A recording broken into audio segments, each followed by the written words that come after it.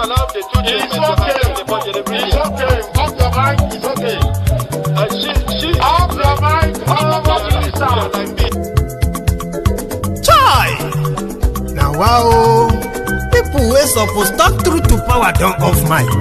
And if we talk, now 500,000 they go summer us, call them hate speech. But fear not, my ego don't come. Ingo torchlight every corner, nooks and cranny of all these bad people where they spoil our country.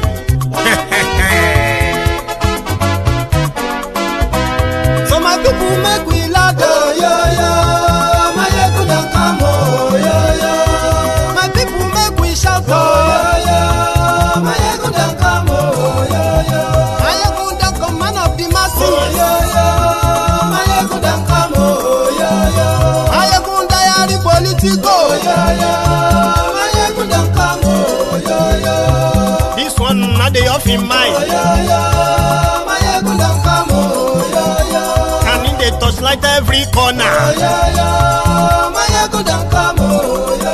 Okay, some people be they holla say they want the power. Chai, them be promise us say we go get light and power. Them hustle so they can't get the power. But now they know they do anything with the power. Every day, dollar just they get the higher power. Over naira, still them talk say make we off mind. But thank God say my ego don't come. So my people make you lie down, yo. My ego don't come, yo. My people make we shout, yo. My ego don't come, yo. My ego don't come, man of the masses, yo. My ego don't come, yo. My ego don't politico, yo. My ego don't come, yo. This one not they off in mind, yo. My ego don't come, yo. Person where they do evil, no one make person talk. Them say that my ego, that man too they talk. He too they talk. Say my ego diary, he they hot like pepper. But every day then they take money in bulk. Poor man picking, they the street they hawk. Still them talk say make we no talk. But thank God say my ego don't come. So my people make you laugh, yo. My ego don't come, yo. My people make you shout, yo. My ego don't come, yo. My ego don't come, man of the masses, yo. My ego don't come, yo. My ego diary politico, yo. My ego don't come, yo. This man not they off in mind, my ego don't come, yo. Aha, now you not done here. All these bad politicians, then we call themselves politicians. Where they thief our money, we no want to make the common man get waiting supposed get for this country. Una never hear something. Now go hear one, my ego, you go show na paper. My ego diary political. So my people make you shout, yo. My ego don't come, yo. My people make we laugh, yo. My ego don't come, yo. Hello there, brethren. So good morning to you, good afternoon to you, and a good evening to you from wherever you are joining us. It is Mayegun Live. So thank you very much for joining me from wherever you are tuning in. Remember that after reading the caption of the broadcast, read the description of the broadcast as well. Like it, share it, invite your friends, invite your not so friendly friends. Tell them to join us. The Mayegun is live, just like that. And if you have done that already, thank you. So we are going to be doing a lot of catch-up this evening. And I hope that the viewers who want to contribute by calling in will start doing so in the next few minutes. Not wait till the end of the chat before you start making attempts. Thank you. So let's start with the group of young people who yesterday went to the house of the former president of Nigeria, and that is Goodluck Jonathan. And they were there, just like they have always been doing every 4 years since 2019, asking him to come and contest.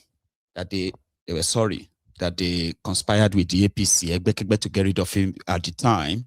And right now they want him to run.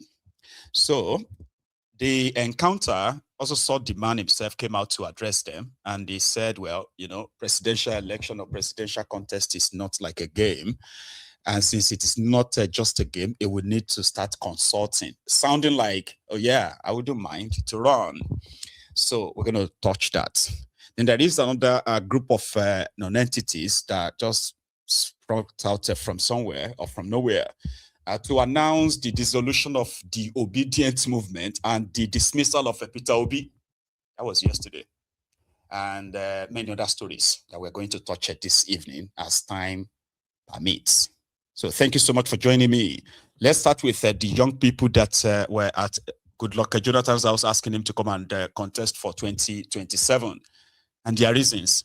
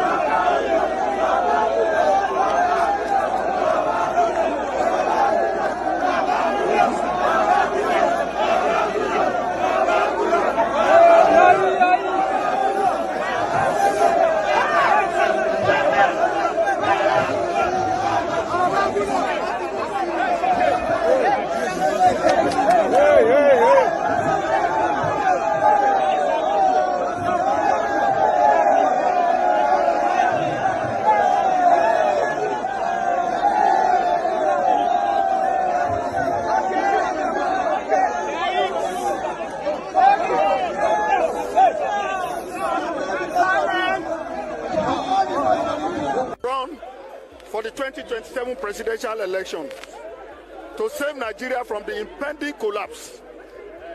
Though we did not meet you in person, we believe that our message was unreservedly passed on to you, as it was the entire Nigerian people through the media.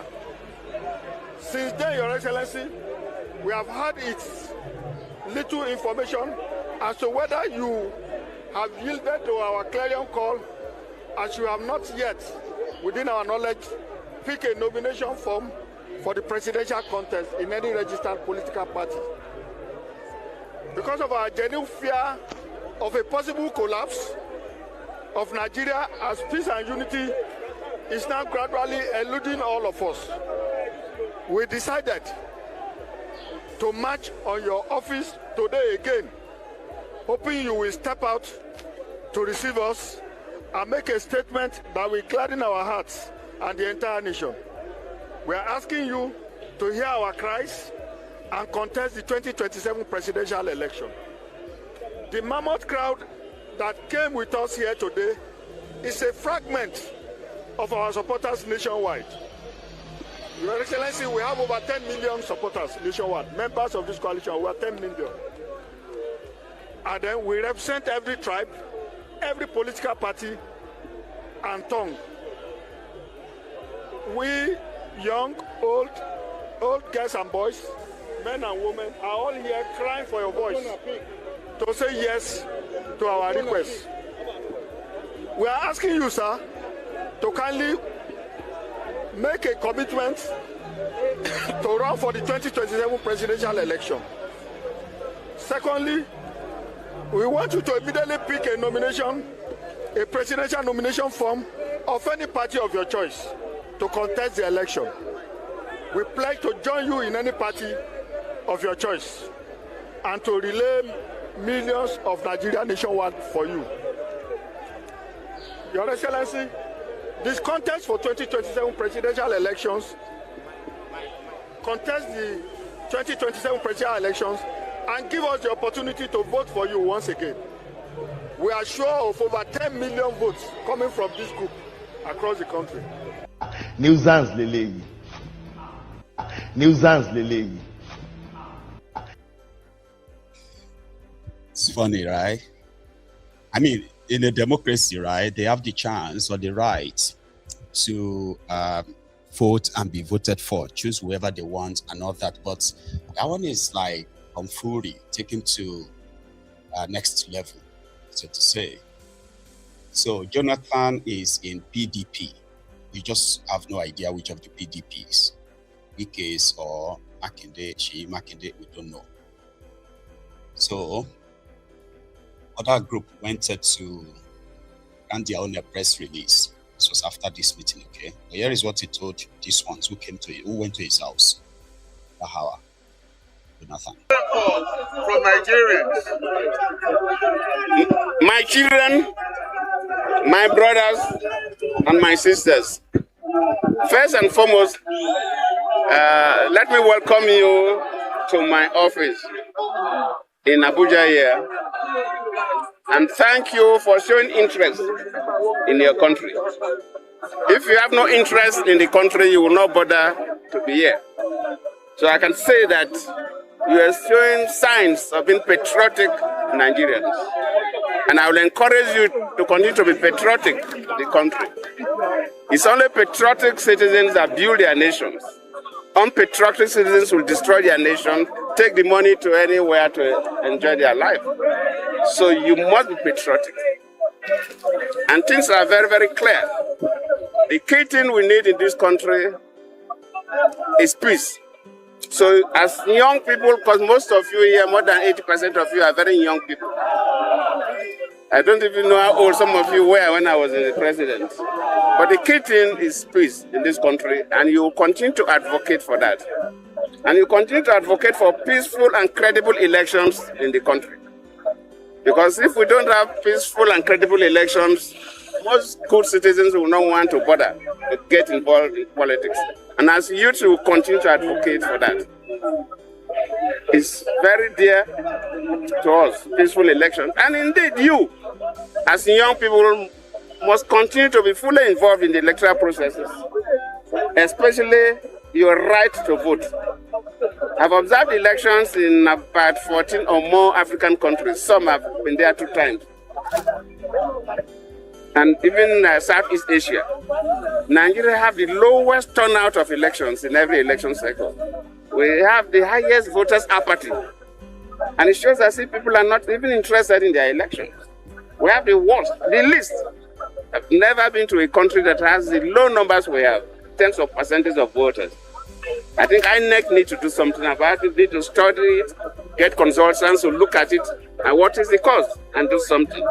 As young people, you must be involved in the electoral process. If I ask how many of you have your voters' cards now, probably 50% of you don't even have voters' cards. And you're asking me to go and contest the election.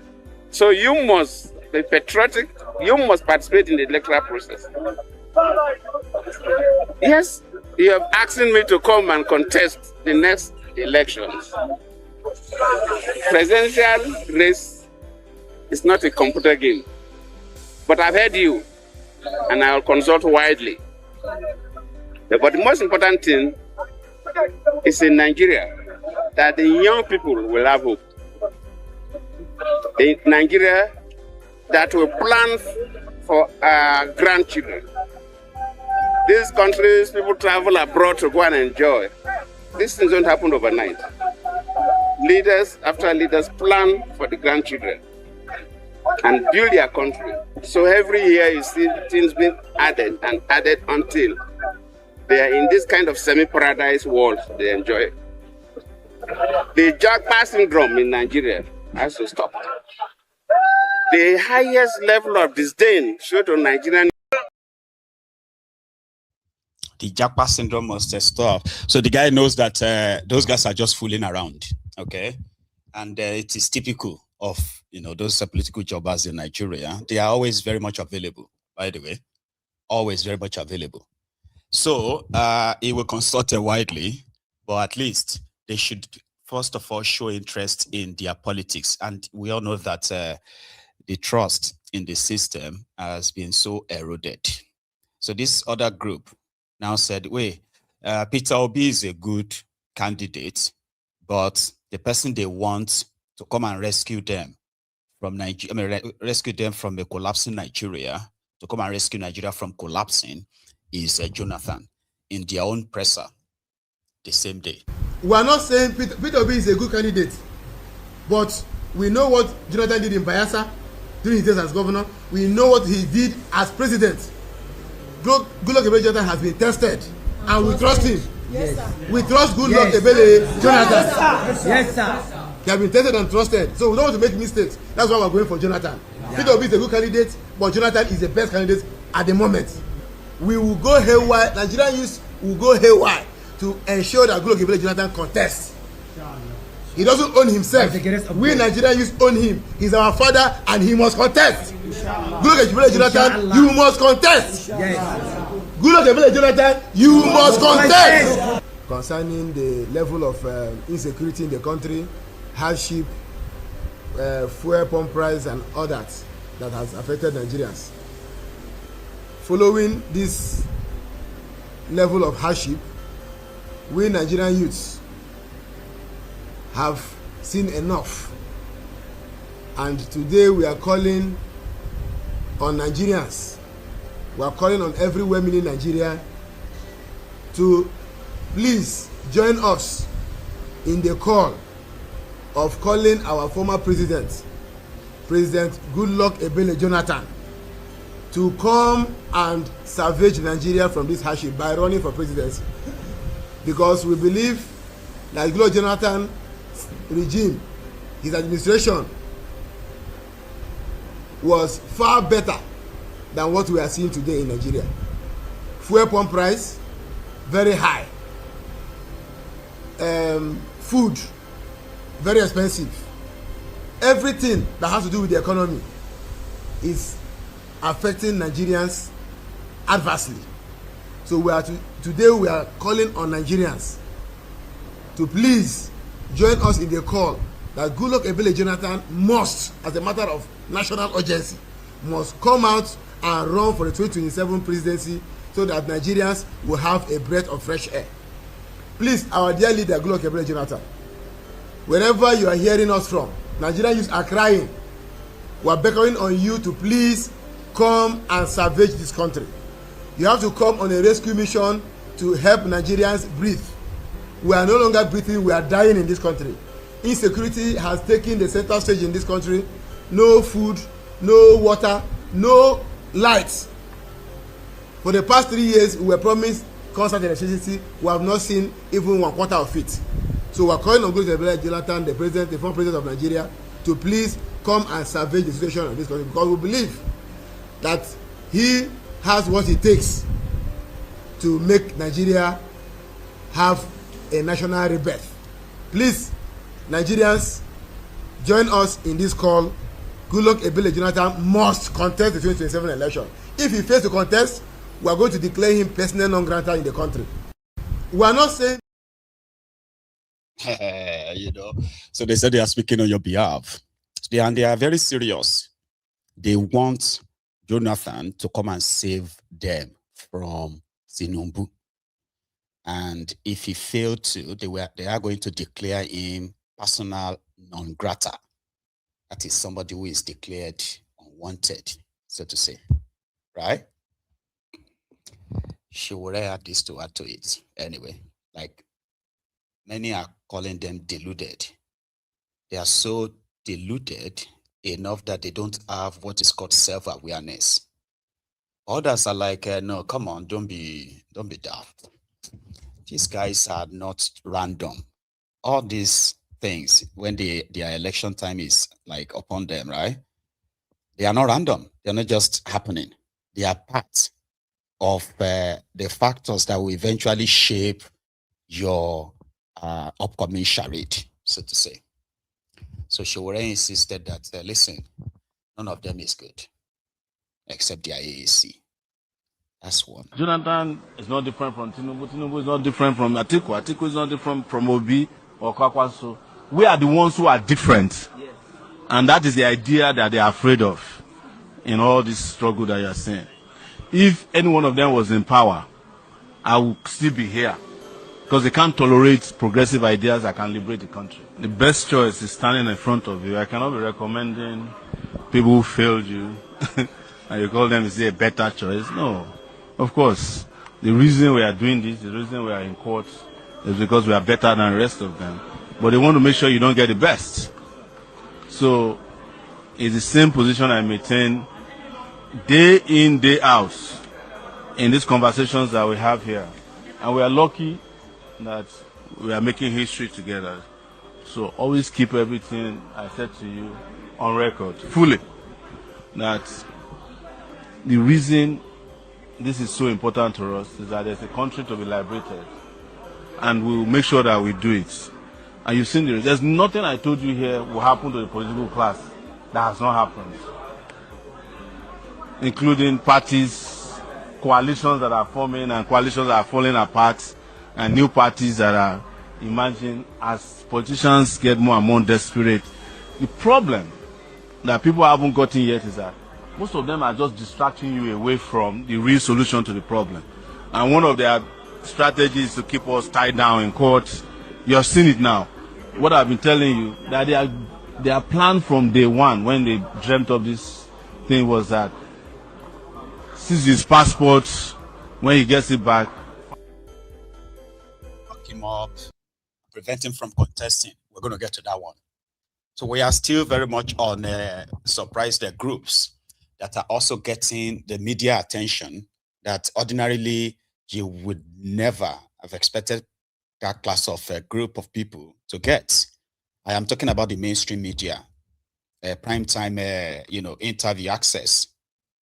So yesterday, another group of guys, clowns, so to say, right, who happen to be Tinubu supporters. I have never seen anything like this in my life, all right?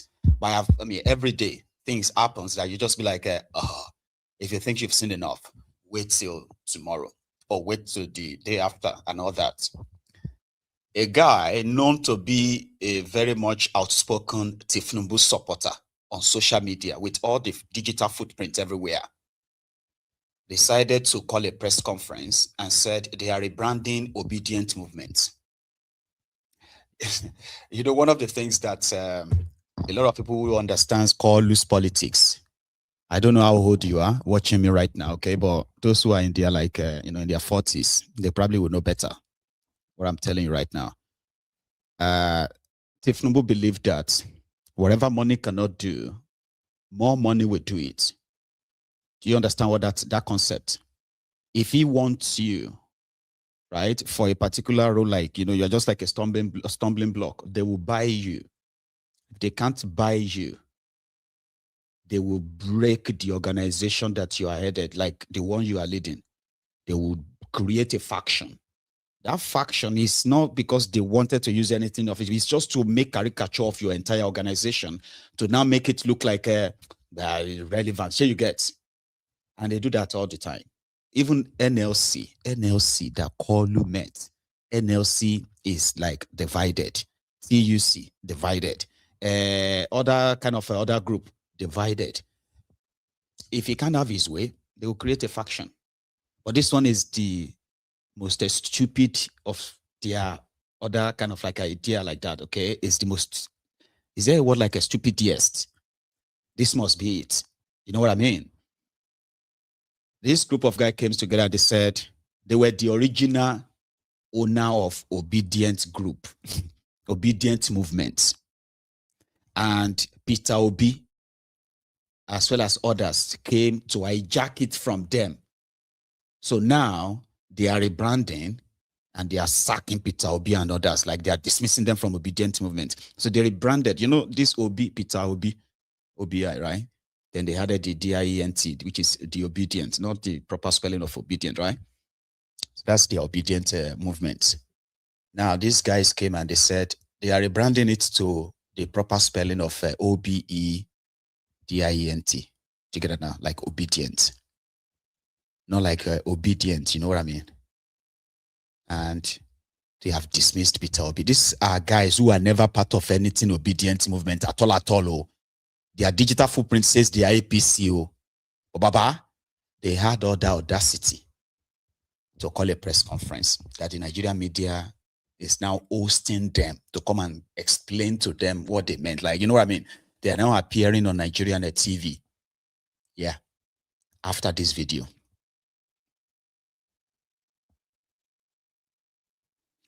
Right. Do this, you are not joiners. You are all co-founders of this party and co-builders of this party. So we'll count on you all as you get back, connect, relate with the officials on ground, and work and build and strengthen. Executive consultations with the founding members, coordinators across Nigeria and the diaspora, and key stakeholders of this movement. We have reached a decisive resolution in the interest of justice, order, and organizational discipline. This is a breaking development.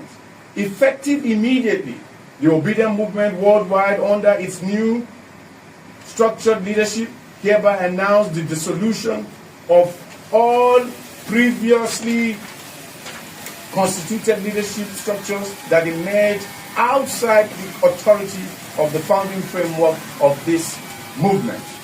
Furthermore, in line with our commitment to accountability, transparency, and operational and organizational integrity, we hereby declare that all individuals who assume leadership positions or acted on behalf of the movement without the consent of its original founders are no more recognized in any capacity.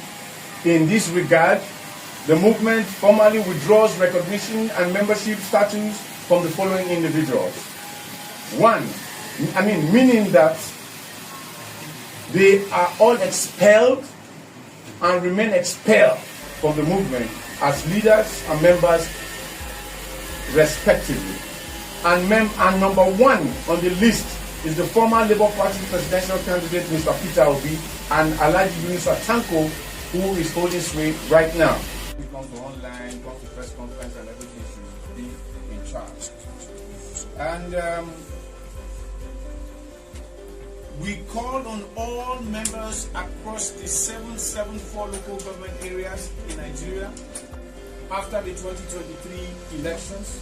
We believed the original vision and founding ideas of this movement were no longer being adequately represented by those who assume control. Nuisance Lele. I don't understand. You know, you are APC supporters now. They are saying that they are now obedient for Tinubu. Like, what the heck, man? Anyway, people are already like tearing into them. Like, who are these guys? Like, shouldn't they be arrested? Isn't that like impersonation? Like, they are impersonating a group that is legitimately registered, a movement. The obedient movement is registered in Nigeria, isn't it? So these guys grouped themselves together, called the media houses, and they were all there with all their microphones and everything set to listen to him. And he made that pronouncement. Is that not the similar thing that they will say can cause, a public unrest? Like the one that DSS will come and arrest you, or police, right? But they are doing all of that in that place. You're going to see more.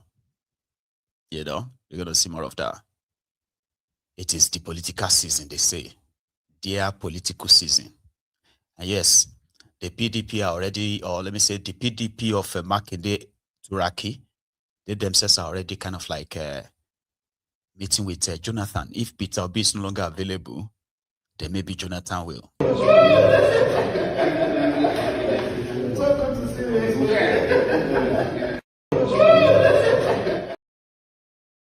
PDP leaders. Now, Peter Obi himself. You know, ADC right now is believed to have been in the full grasp of Atiku. However, ADC presidential form is 90 million naira. Okay. So a group of ladies or supporters bought that form for Atiku today.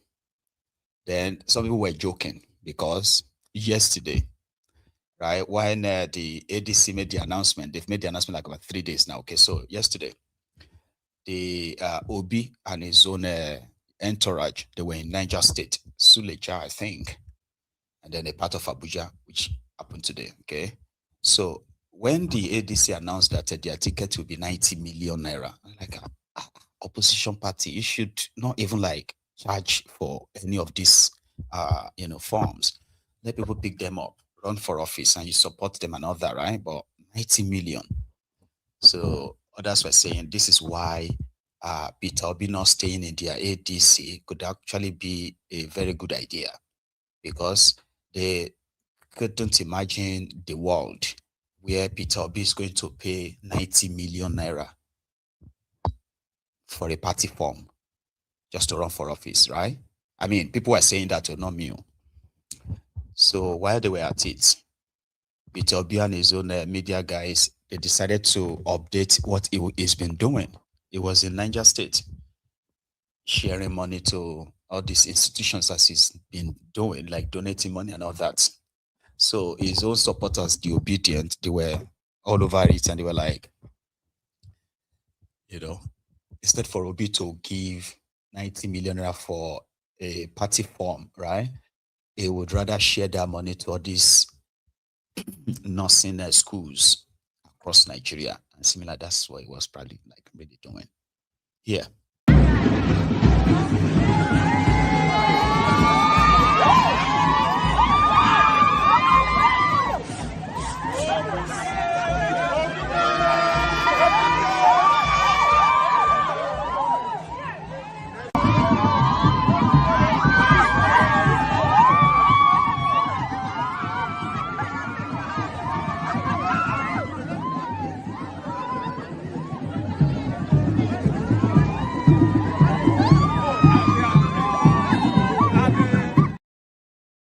Gave them 25 million naira. I think I even have the video. Watch this.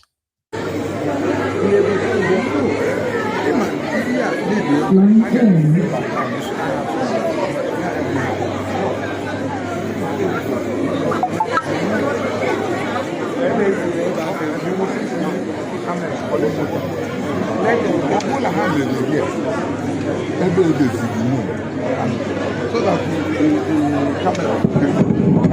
camera is nowhere.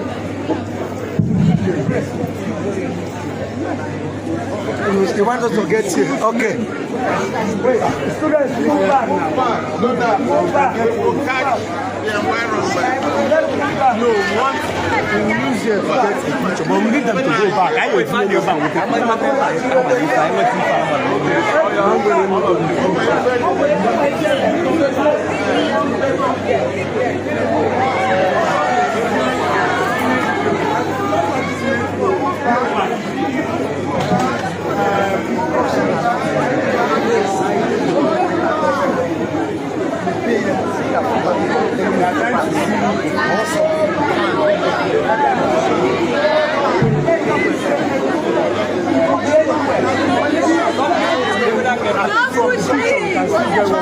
The name of the school is not there now. The name of the school is not there. That is not the name of the school.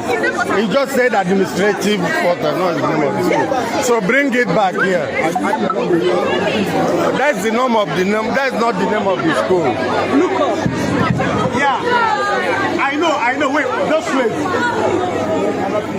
You said?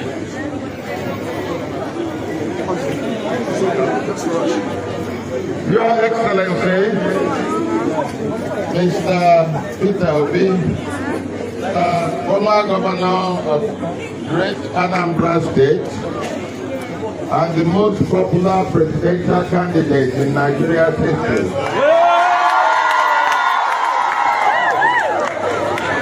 Your Excellency, we welcome you to University of the Niger.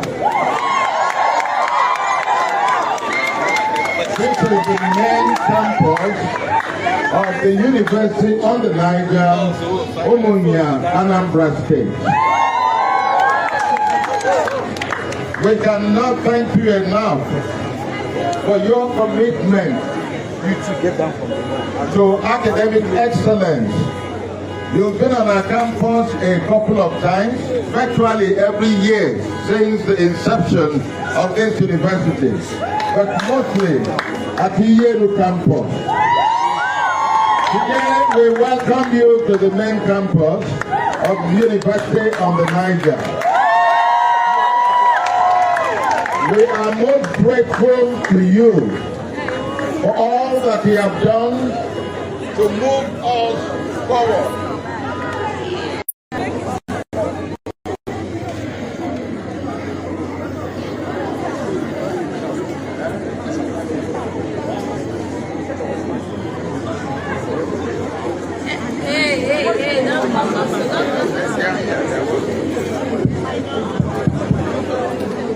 Sorry about that interruption because of the sound system.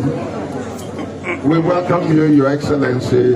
Every year you have come and you have done something special for University on the Niger. We thank you. We are not the only beneficiaries. You have also done for many other institutions for which we are most grateful to you for your kind-heartedness and your philanthropic heart that makes it possible for you to do all the... And I'm here today.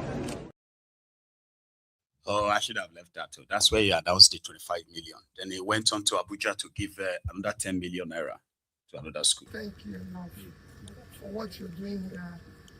I know, first, let me thank you. I just called you and you said I can come.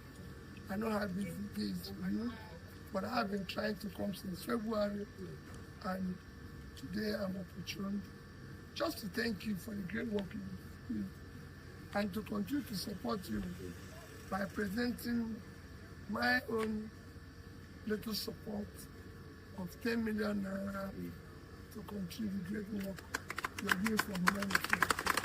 We can't thank you a lot. Thank you a lot. Thank you a lot. Meanwhile, those who have been following the political developments in Nigeria are saying, giving these monies to all these schools, right, is not politically plausible, because instead of sharing money, or so instead of donating money to schools, to all these good causes, right, it should pool all the money together and use that to contest a primary election in a major political party. What they are practically saying is that it should match these other guys money for money instead of sharing it or donating it to all these schools. And his real supporters are like, well, sorry, he's not giving shishi in that. I mean, he won't give shishi because he wants to serve the country. But if he has to give his own shishi to support all of these causes, well, they kind of prefer that. Anyway, the argument is out there. Now, the INEC chairman has alerted the country that, yes, they might have told you that they are ready to conduct this, their 2027 charade under wherever circumstances, right? But there is a circumstance that is likely going to hinder the smooth conduct of their election, and that is the insecurity. He has been assured that don't worry yourself. Historically, right, development has not been kind of like widespread in Nigeria, and these criminals have even given excuses why so many places have not really been developed as They should, simply because of insecurity.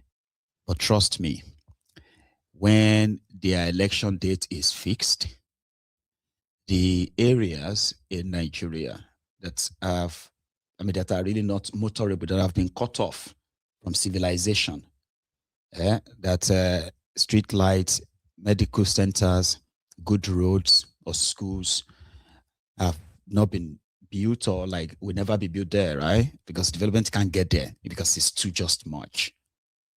Ballot boxes will get there on the day of election. Ballot papers will get there. They will find their way there just to kind of give validation to the charade they are carrying out all over the country.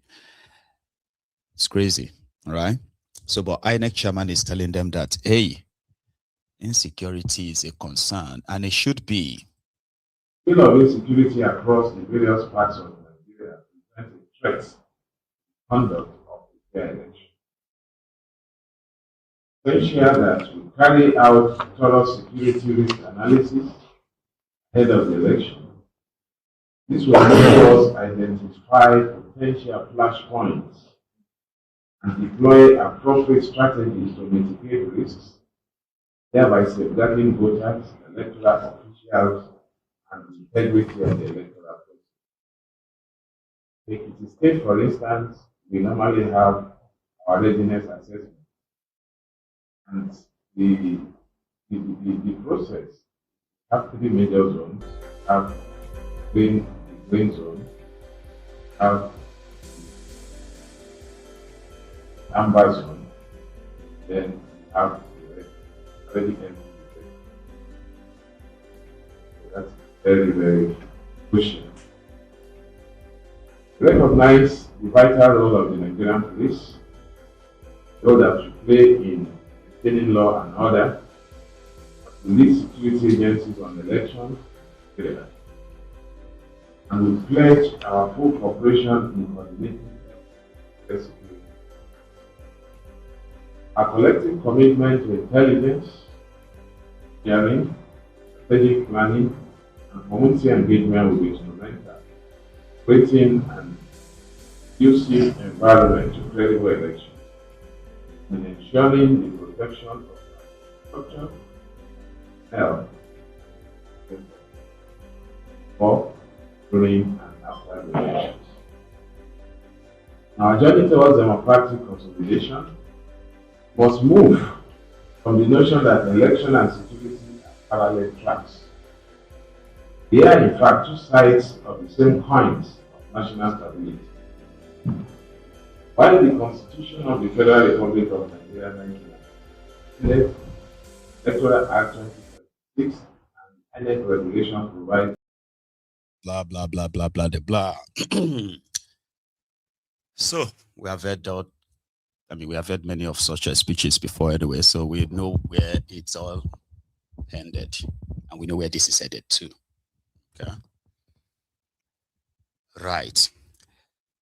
As INEC continues to say, they are ready, and no matter what, they would be ready to conduct your 2027 charade.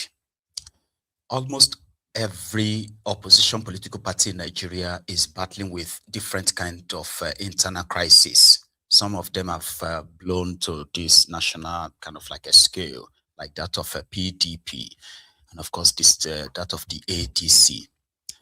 Today, Atiku's supporters picked up his presidential form, and today the spokesperson for this same ADC, the former coalition party, that is now just standalone, kind of, right?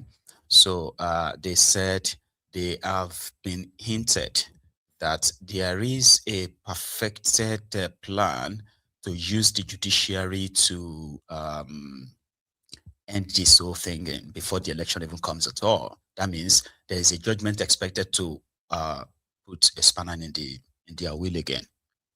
So they are afraid of that. But however, they are going ahead based on the last kind of judgment of the Supreme Court. So they picked Atiku's form, and they are waiting for him to come back to Nigeria before presenting that to him, and then submitting it back to David Mark executive. So these ladies.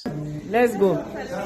Nigerians, this is the receipt for His Excellency Alhaji Atiku Abubakar. Wow.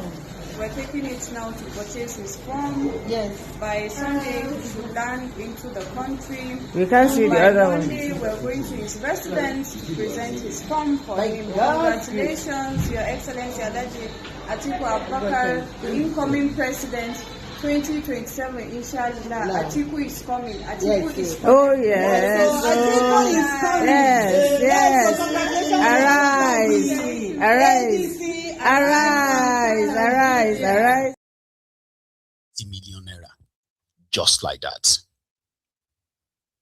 Even his son is also running for National Assembly. His son called Adamu Atiku. Well, he went to present his own, he picked his own nomination form from the, guess what? I actually didn't find out if he did pick that from the ADC. Yes, it must be ADC. Atiku's son. Running for National Assembly, that's House of Reps. Yeah. Oh,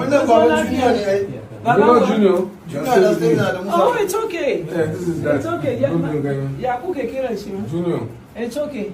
It's always coming. Yes. With, Daddy coming. She's the leader of the delegation. Yes. Of the delegation. Sanuku na go de fan. Sanuku de go gari. Wana de ba sunchi. Ala kuma ba mutare. Kuma wana bude muke ne ma lai bashi. Sanuku. Kuba kuba. Associate. Sanu. Very happy with that. Yeah. Meanwhile, the OK, which is Obi Kwakwanso supporters, the movement, because that's another movement, Obi Kwakwanso, OK movement, right?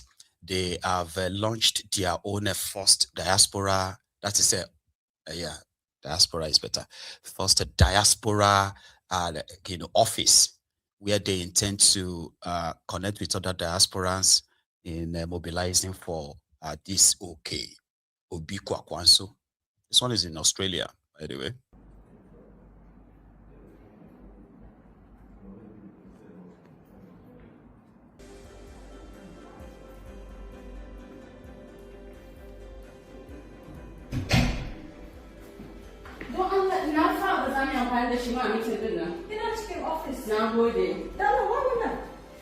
Wannan shine sabon Nigerian mu. San shi? Wannan shine Senator Dixon. Shi za mu zabi a wannan sabon Nigerian mu. Wallahi. Na ce miki ba? Ki samu voters card na ki. Ku yi yawa. Afara. Service to the people. Service to the people. ADC! ADC! ADC! ADC! ADC! Yawa! Yes, Nigerian diaspora network diasporans are in full support of Peter and Kwankwasia movement for a better Nigeria. NDC, service to the people. NDC, service to the people. We support OK because we want Nigeria to be okay. Yes. So we are living in an environment where government works, so we want Nigeria to have a government that works. Yes. And Obi is capable of delivering service to the people. Yes. That is why we are supporting Obi and Kwankwaso. Yes. NDC, service to the people. Service to the people. NDC. The Nigerian Diaspora Network is supporting Obi and Kwankwaso. Yes, Nigeria shall be okay. Yes. Service to the people. Service to the people. ADC.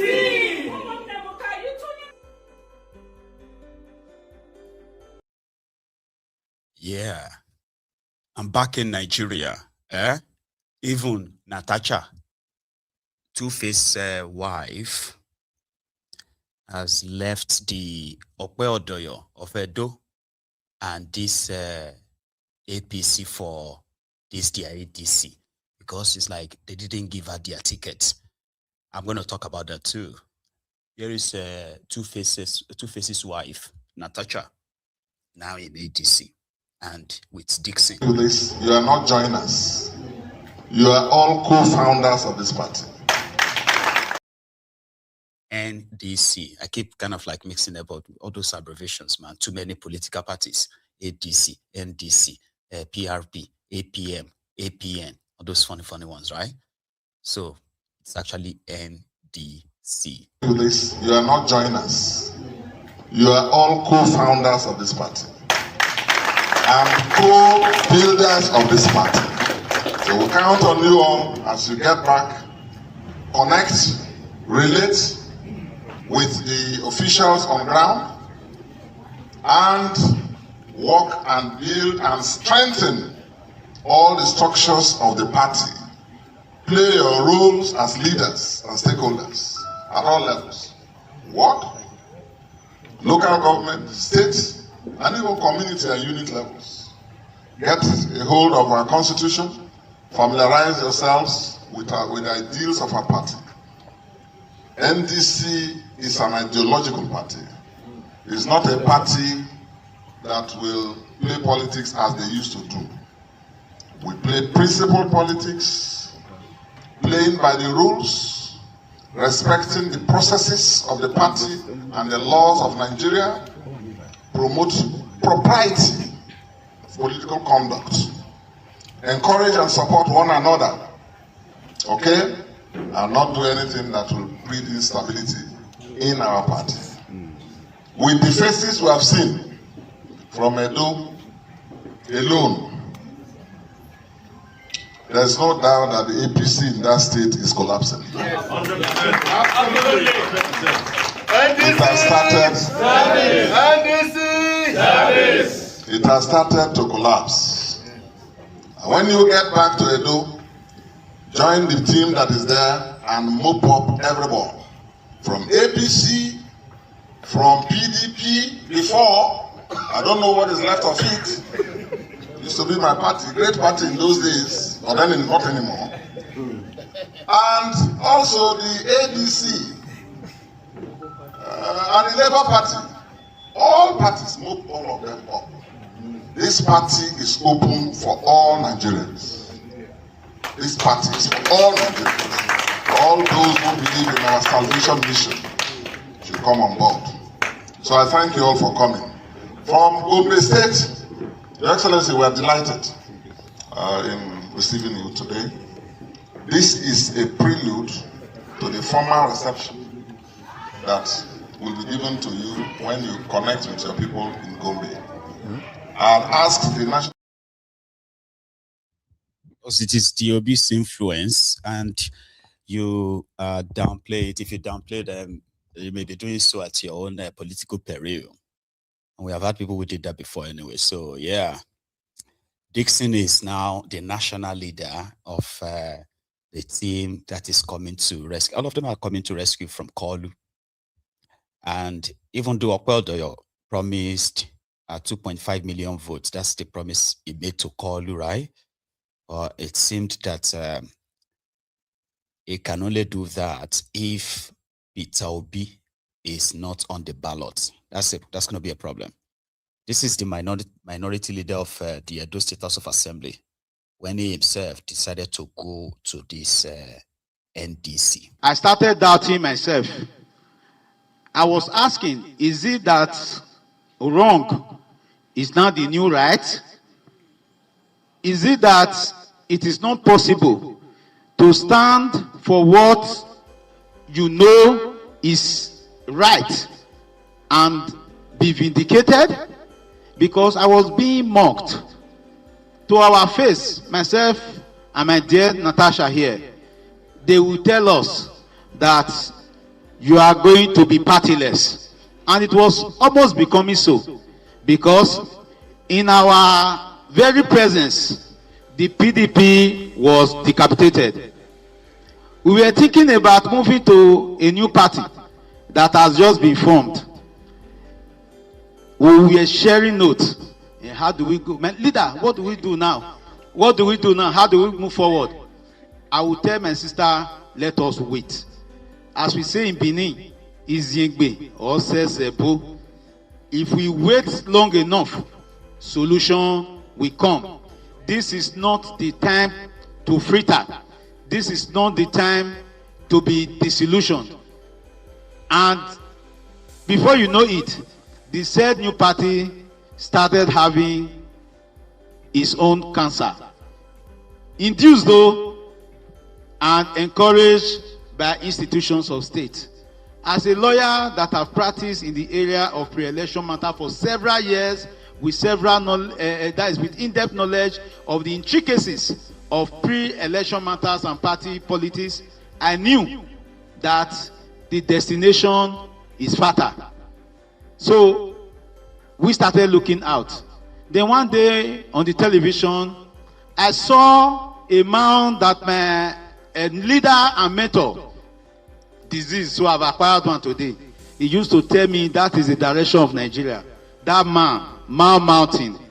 That is what he described you as governor of Bayelsa State. I'm talking about Honorable Sonny Ujigwe.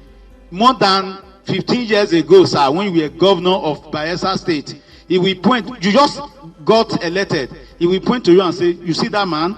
That is the direction of Nigeria. Mountain. He used to describe you as Mountain. The man is late. And thank God today I've acquired another mentor. So, when he declared that NDC is the new political party, sir, by the way, I enjoy all your very moral, grounded stand on national issues, and I have been following. So when he announced NDC, my mind told me this is where to go. And today I'm happy that I'm received in a house where my values do not have to be diluted. I'm received in a house where right is still right. I'm received in a house where I don't need to suppress my intellectual capacity to be accepted. I'm received in a house where I don't need to wear an occultic cap to be allowed to have communion. Today, I'm happy, and I know that my people in Edo are celebrating that, whereas some of our people who jumped ship when they were not even invited, were received in their word. Today, myself and Natasha are hitting the national limelight for staying steadfast, for staying true to our conviction.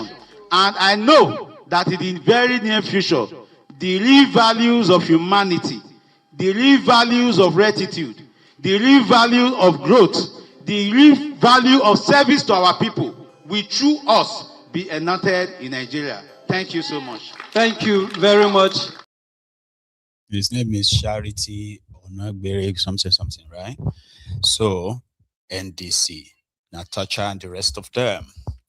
Meanwhile, Kolu's own presidential form, APC, 100 million naira form, was bought, filled by other people, and submitted by other people too. You know, it's crazy, right? People said, whatever is filled into that form, okay? Because Kolu is in France. He hasn't signed the interest form, but they bought it for him. They signed it, did all of that. So now in the future, legally, you can't hold him responsible for anything, even though the Electoral Act kind of like protects him, right, from being questioned about any forgery or whatever. Now, the Electoral Act saves him from being charged for forgery, like the last time, okay? So you can't use that against anybody anymore. I can go into a Nigeria election and say I am a PhD holder. And even though if it is fake, right, you can't stop my election because of that anymore. So, Kolu had people signed a lot. So if you see anything in his form, if they tell you that he graduated from so and so from Tinubu, he will tell you that he didn't fill the form. People filled it up, but they filled it for him. And here is the ceremony put together for Kolu's interest form submission at the APC. To this all today for a very important and very impactful ceremony. and that is the official submission of the expression of interest and nomination form of President Bola Tinubu to the National Working Committee, and that signal a very important step for him to contest the primary for the presidential election for the 2027 general election. It's also important to underscore the fact that since assumption of office, the President of Federal Government of Nigeria, ably assisted by the Vice President and the Federal Council, has signaled progress for the development of our people. And in recognition of this and various resolutions that have been passed by party fora, including the summit on renewal agenda and the National Executive Council of the party, the National Working Committee at its 188th meeting yesterday passed a very important historical resolution, and that is looking at the constitution of our party. The National Working Committee granted waiver from screening for the President and Commander-in-Chief of the Armed Forces of Nigeria. So when we are setting the form, we are also telling our President that salutary he has performed creditably well, not only leading the country, but leading our party to become the strongest, largest, and most cohesive party in Africa. So we are saying that we are receiving the form, yes, as a matter of constitutional requirement, but even before the form is received and in exercise of our power under the Constitution, the National Working Committee has passed a resolution waiving the requirement of screening, and therefore the course is clear for our President to contest the primary. And for those who are bent and talking about anti-democratic tendency, I think a gentleman from Edo State decided to put the art in the ring to collect form to contest presidential primary. We gave him the form, and of course, if he has the support or member of the party, is also free to contest the primary. So by the rule of the Electoral Act, our party has adopted direct primary for the purpose of emergence of our presidential candidate. So all party members from the nook and crannies of Nigeria, from Yobe to Zamfara, from Zamfara to Lagos, Lagos to Kano, Kano to Katsina, will come out and find out to vote for who will be the presidential flag bearer of our political party. I want to also put on note that this is the only political party that its processes are open to scrutiny by the public. Its processes is embraced by the Nigerian people. As of today, not less than 3,000 people have obtained form to contest for House of Representative ticket in our party. No less than 369 people have collected form to contest for Senate. And equally in our party, 14 of our returning governors are clearly emerging unopposed because only one person has collected nomination and a form, whereas of the 14 other states, multiple forms have been collected. That signal that our party is open to democratic contest, is open to follow the due process, and we are happy to have here in this hall representative of our president submitting the form and also signal the respect and that the president has for the party and the processes. It's my joy on behalf of the National Working Committee of our party to receive all of us here today to this very historical, impactful, and momentous progress for our party and for our country, Federal Government of Nigeria. Thank you. God bless you.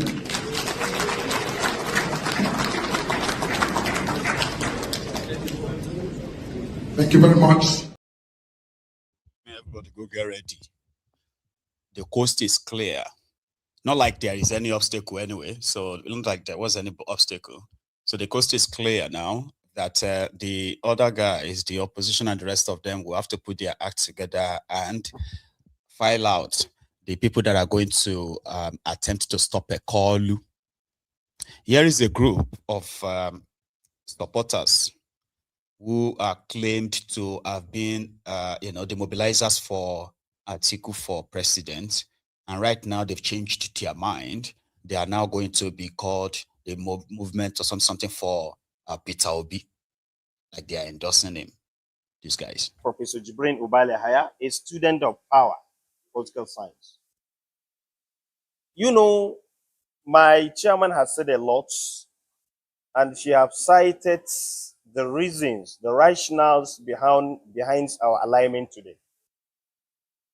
We are not just a support group, we are even going behind that level by trying to register as a political party, which we have been shortlisted by INEC in 2025. We don't have any country that we can proud of apart from this country, Nigeria. And our focus is 2 to 3 things: the unity of Nigeria, the development of Nigeria, and also the prosperity of Nigeria in the community. Before we come up with this thinking, we have invested resources to undertake research, identifying the key areas of Nigerian problems, and coming out with some solution that can address such kind of problems. In doing this task, we come up with a blueprint that we can sell it to Nigeria when we register as a party. Very unfortunately, we have denied that opportunity. We have denied that registration by INEC. Looking at what is happening in the political space of Nigeria today, we never have it in the history of Nigeria since independence 1960, where a nation is going with one party. One party. I don't think by any scholastic or any scholastic debate that can tell you if you are running a single party, you are not running democracy. Because you are denying other people chance of selling themselves, and you are denying other people who are voters for taking decision of who to vote. So looking at this, we think there is need for us to align with a formidable candidate that can be sell out, that can be accepted by Nigeria. Coming with this thinking, we are not just looking for the region, looking for the religion. We are looking for the personality, and we are looking for a product that can be sold by Nigerians, that can be bought by Nigerians. And we see coming up peoples like Obi, and with my brother who I'm from Kano, Konkoso, it's a product that can be sold when you are talking to Nigerians. So we say there is need for us as a youth, as a Nigerian, as a patriotic Nigerian, to show that love for this country by going with, that's our thinking. So we think there is need for us to come up with this blueprint because it's our own, and now we deny the right, we can give it to another cause that can lead to Nigeria to a better country. Nigeria is possible to be better if we can have a credible candidate like this personality I mentioned. Now, looking at this, Professor Jibrin Ubale. I mean, some people are saying that who are then the real Atiku's supporters? Like they haven't really seen real Atiku's supporters, because immediately the Obi movement, the obedient, left this their coalition. Some of these outspoken, or should I say known Atiku's supporters online, then they started declaring support for Tinubu. Like they just started saying that Tinubu, they would rather just support Tinubu to make sure that you know, Peter Obi is punished, kind of talk. You get? And I'm like, why can't he just stay with Atiku? Like, you wanted him to be the consensus candidate of the coalition. If the coalition is not working, now there's like more like 80% chance for Atiku now to become the candidate of ADC. Shouldn't that be an opportunity for those of you who are like his supporters to stay there? I mean, Peter Obi supporters are saying that Peter Obi is their own political party. Wherever he goes, they will go. They don't care. So those who are supporting Atiku are very shifty, like they can change and just go for somebody else like that. Anyways, Nigeria, here you get their politics is pretty much like indescribable. So don't stress it, just watch and then, you know, enjoy.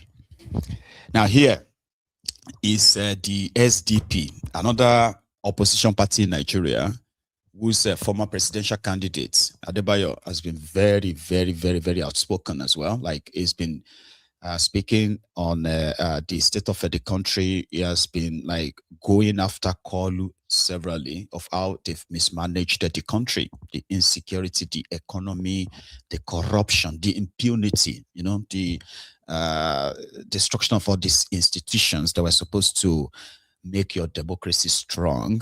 And also he's been part of those who have mobilized, protested against what is suspected as the planned one-party state. Because, yeah, Tinubu is accused, or I mean, he's been accused of working behind the scene to keep all the opposition parties compromised, create internal crisis, fueling them, and at the same time staying aloof, like, no, it's not my own problem.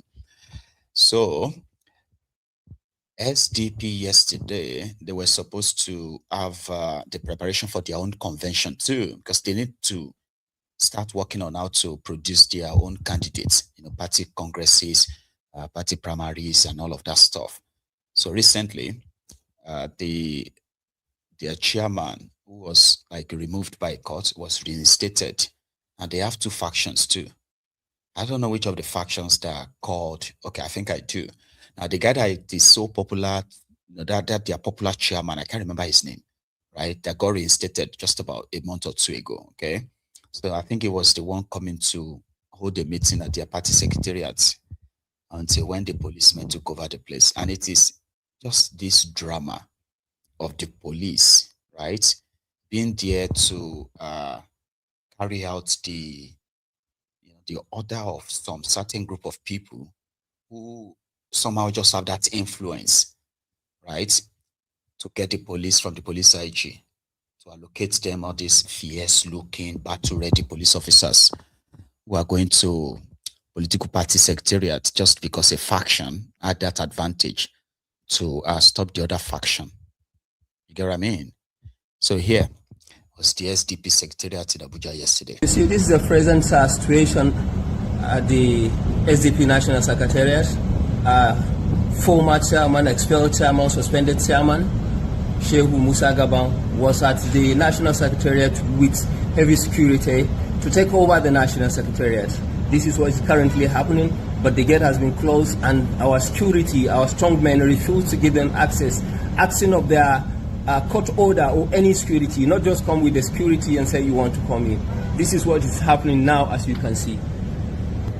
As you can also see, this is Gaban inside the car, inside the Farado, with two security personnel he claimed came with, but thank God securities, our security have been here with us for a very long time. They stand strong and they're there, thank you, as we can see.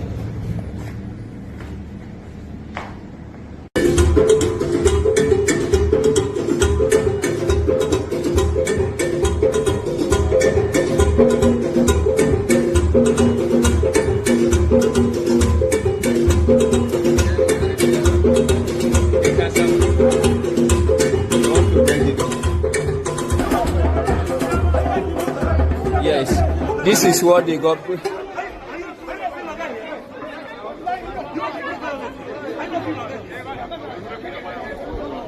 This is what the Bola Tinubu is doing, and we quite believe that this has been sponsored by the present government, led by the Mr. President Bola Tinubu.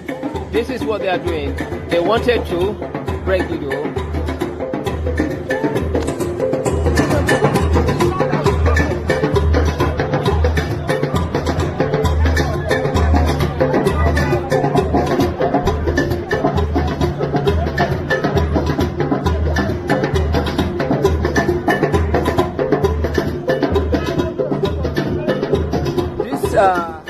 Evil act you are saying was sponsored by the present government, Mr. Bola Tinubu. This is what Mr. Bola Tinubu is doing.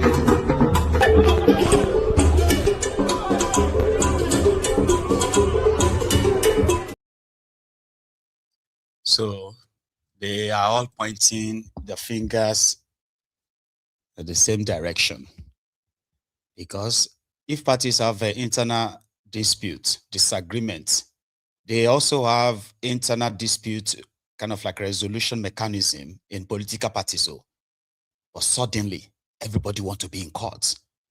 Yeah, courts, here, there, and all that. They all suddenly have that money to pay lawyers to fight their own party, to make sure that their own party is decimated and all that. It's crazy.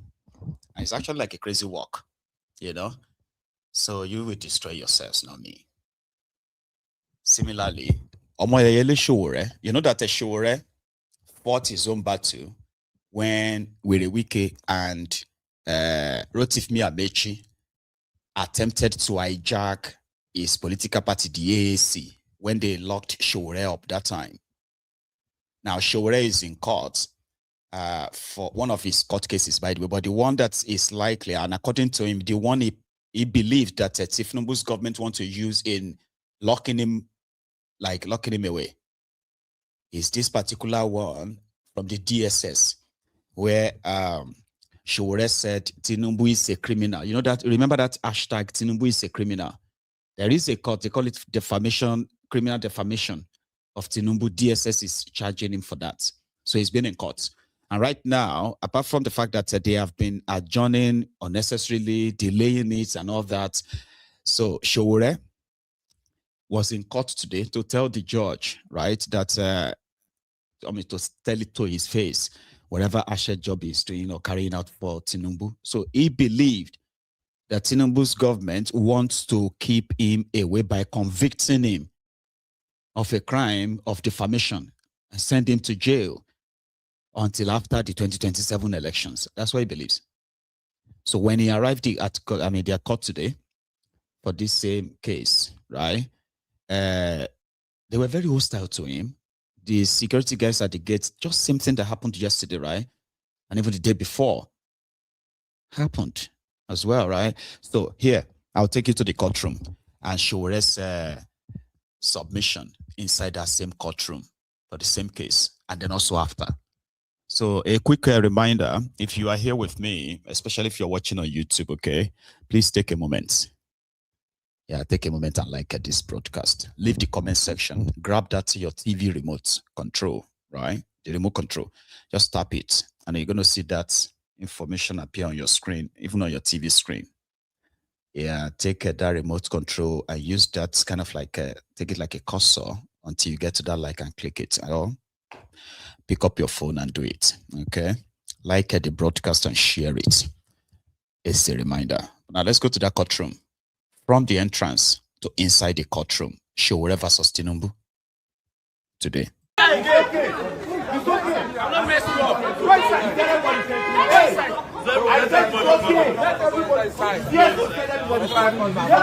everybody come. It's okay, please. What kind of nonsense? It's okay. We did live. What's happening here? We did live.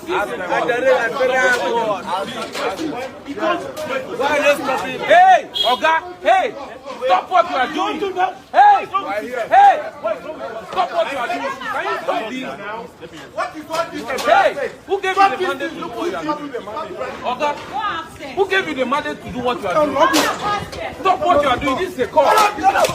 Can you stop fighting? Hey! Come. I said come. You guys, Andrea can show you on this program.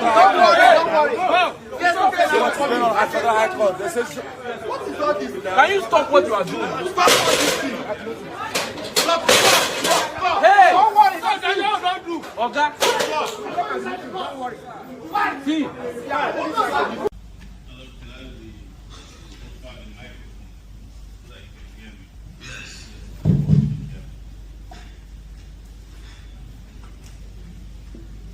Thank you. I have had a ruling in this submission, and I'm also careful just to strive for the court of justice where you granted me bail on personal recognition. But in all of this has also happened in this case, including stripping me of my dignity in this court. Each time I came to court as a defendant, I was asked to submit my phone, I was harassed. It was also in this court I thought that you asked my counsel to kneel down before you. And my Lord, please let me finish. Let me finish. You can't object when I have the floor. You cannot object when I have the floor. I have the floor. My Lord gave me the right to speak. And grant me that opportunity. My Lord, I'm just saying that my Lord, let me just finish. So, my position, my Lord, is that I do not believe that I can get justice in this court based upon the conduct of the Federal Government Council and your conduct in humiliating my lawyers in this court before. If you ask my lawyer, he comes and kneels down before you. He has never been heard before in law that a judge humiliates a lawyer to an accused person in a sensitive case like this, and you expect me, my Lord, to believe that he will give me justice, and you are listening to the Federal Government Council saying that for this case. I thank you very much.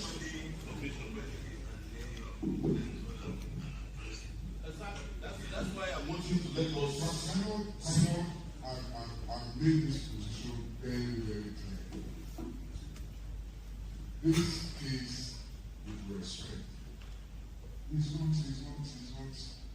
I want to be very careful with it. But my Lord, what the question that my Lord has told today is, does he want, my Lord has given a ruling that he has a case to answer, and the question now is, does he want to henceforth do his defense personally, or if he wants his legal practitioners to continue to recommend? My Lord, I am saying that by way of the conduct of this court, you have already destroyed my defense by humiliation, and that I do not believe that this court can give me justice. I'm looking for justice. My Lord, I told you, sir, my Lord, in this court, that this is election season, and that these individuals who are standing in front of you, and their comrades in the DSS, don't want to participate in the election. That is why they are rushing this court to get me convicted for a crime I never committed. And the conduct of this court, my Lord, has shown that in this court, you can't get justice. I don't have any hatred for you, my Lord. I didn't express it openly that your temperament in this case shows to me that you are a good person. But I don't know if I can say that the court is going to be good to me. And I'm just asking you, and the person is speaking to you, and the person is accused before you, and the person who you are going to convict if you find me guilty, that they have a right to counsels of my choice that are not humiliated before you, that I believe have not been beaten and subdued and humiliated, and that you also have a right to clear to me that is saying, look, I don't believe that your court, not your person, cannot give me justice in this matter based upon special circumstances of humiliation that you participated in by acting like lawyer to walk and kneel down before you. My Lord, I'm not being reduced yourself, my Lord. And this sort of statement will be made against the court. You are not the court. I cannot be the lawyer and this sort of.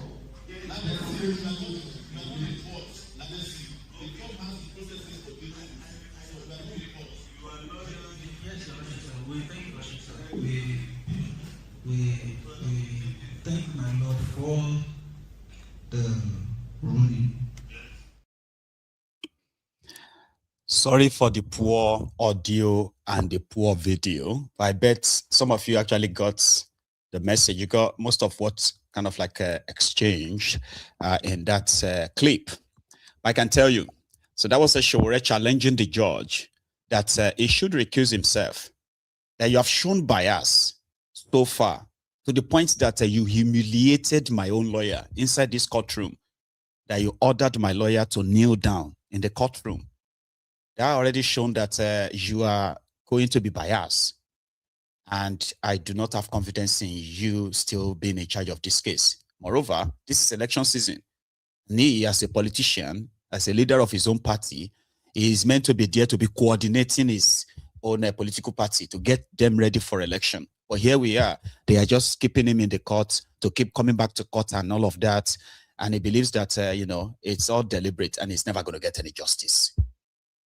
Now, they haven't ruled yet, I think, right? So after the court, he made this explanation. I think it's clearer here than the courtroom. Who is you there? What didn't you come out here?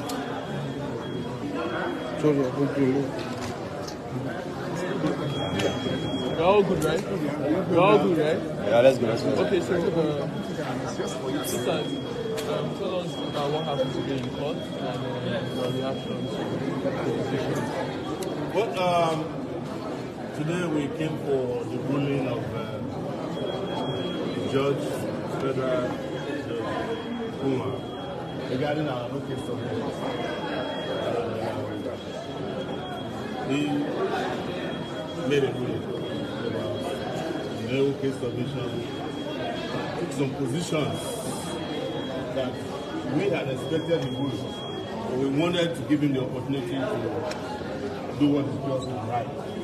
We all are aware, those of you around this morning when we came, the moment we saw our friends from TBC, we knew that they know the judgment that's coming, the ruling. That's why they came to us. But that's on the side.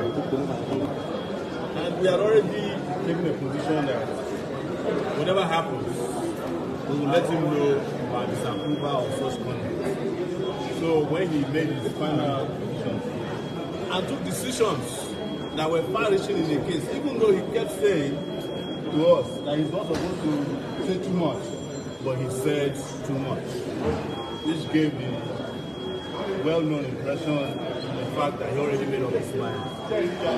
If you are in court and see the way he was now vulnerable, you know that this didn't work for him. It was a state decision. And we also know the sensitive periods that we are in, that Tinubu has been going around destabilizing political parties.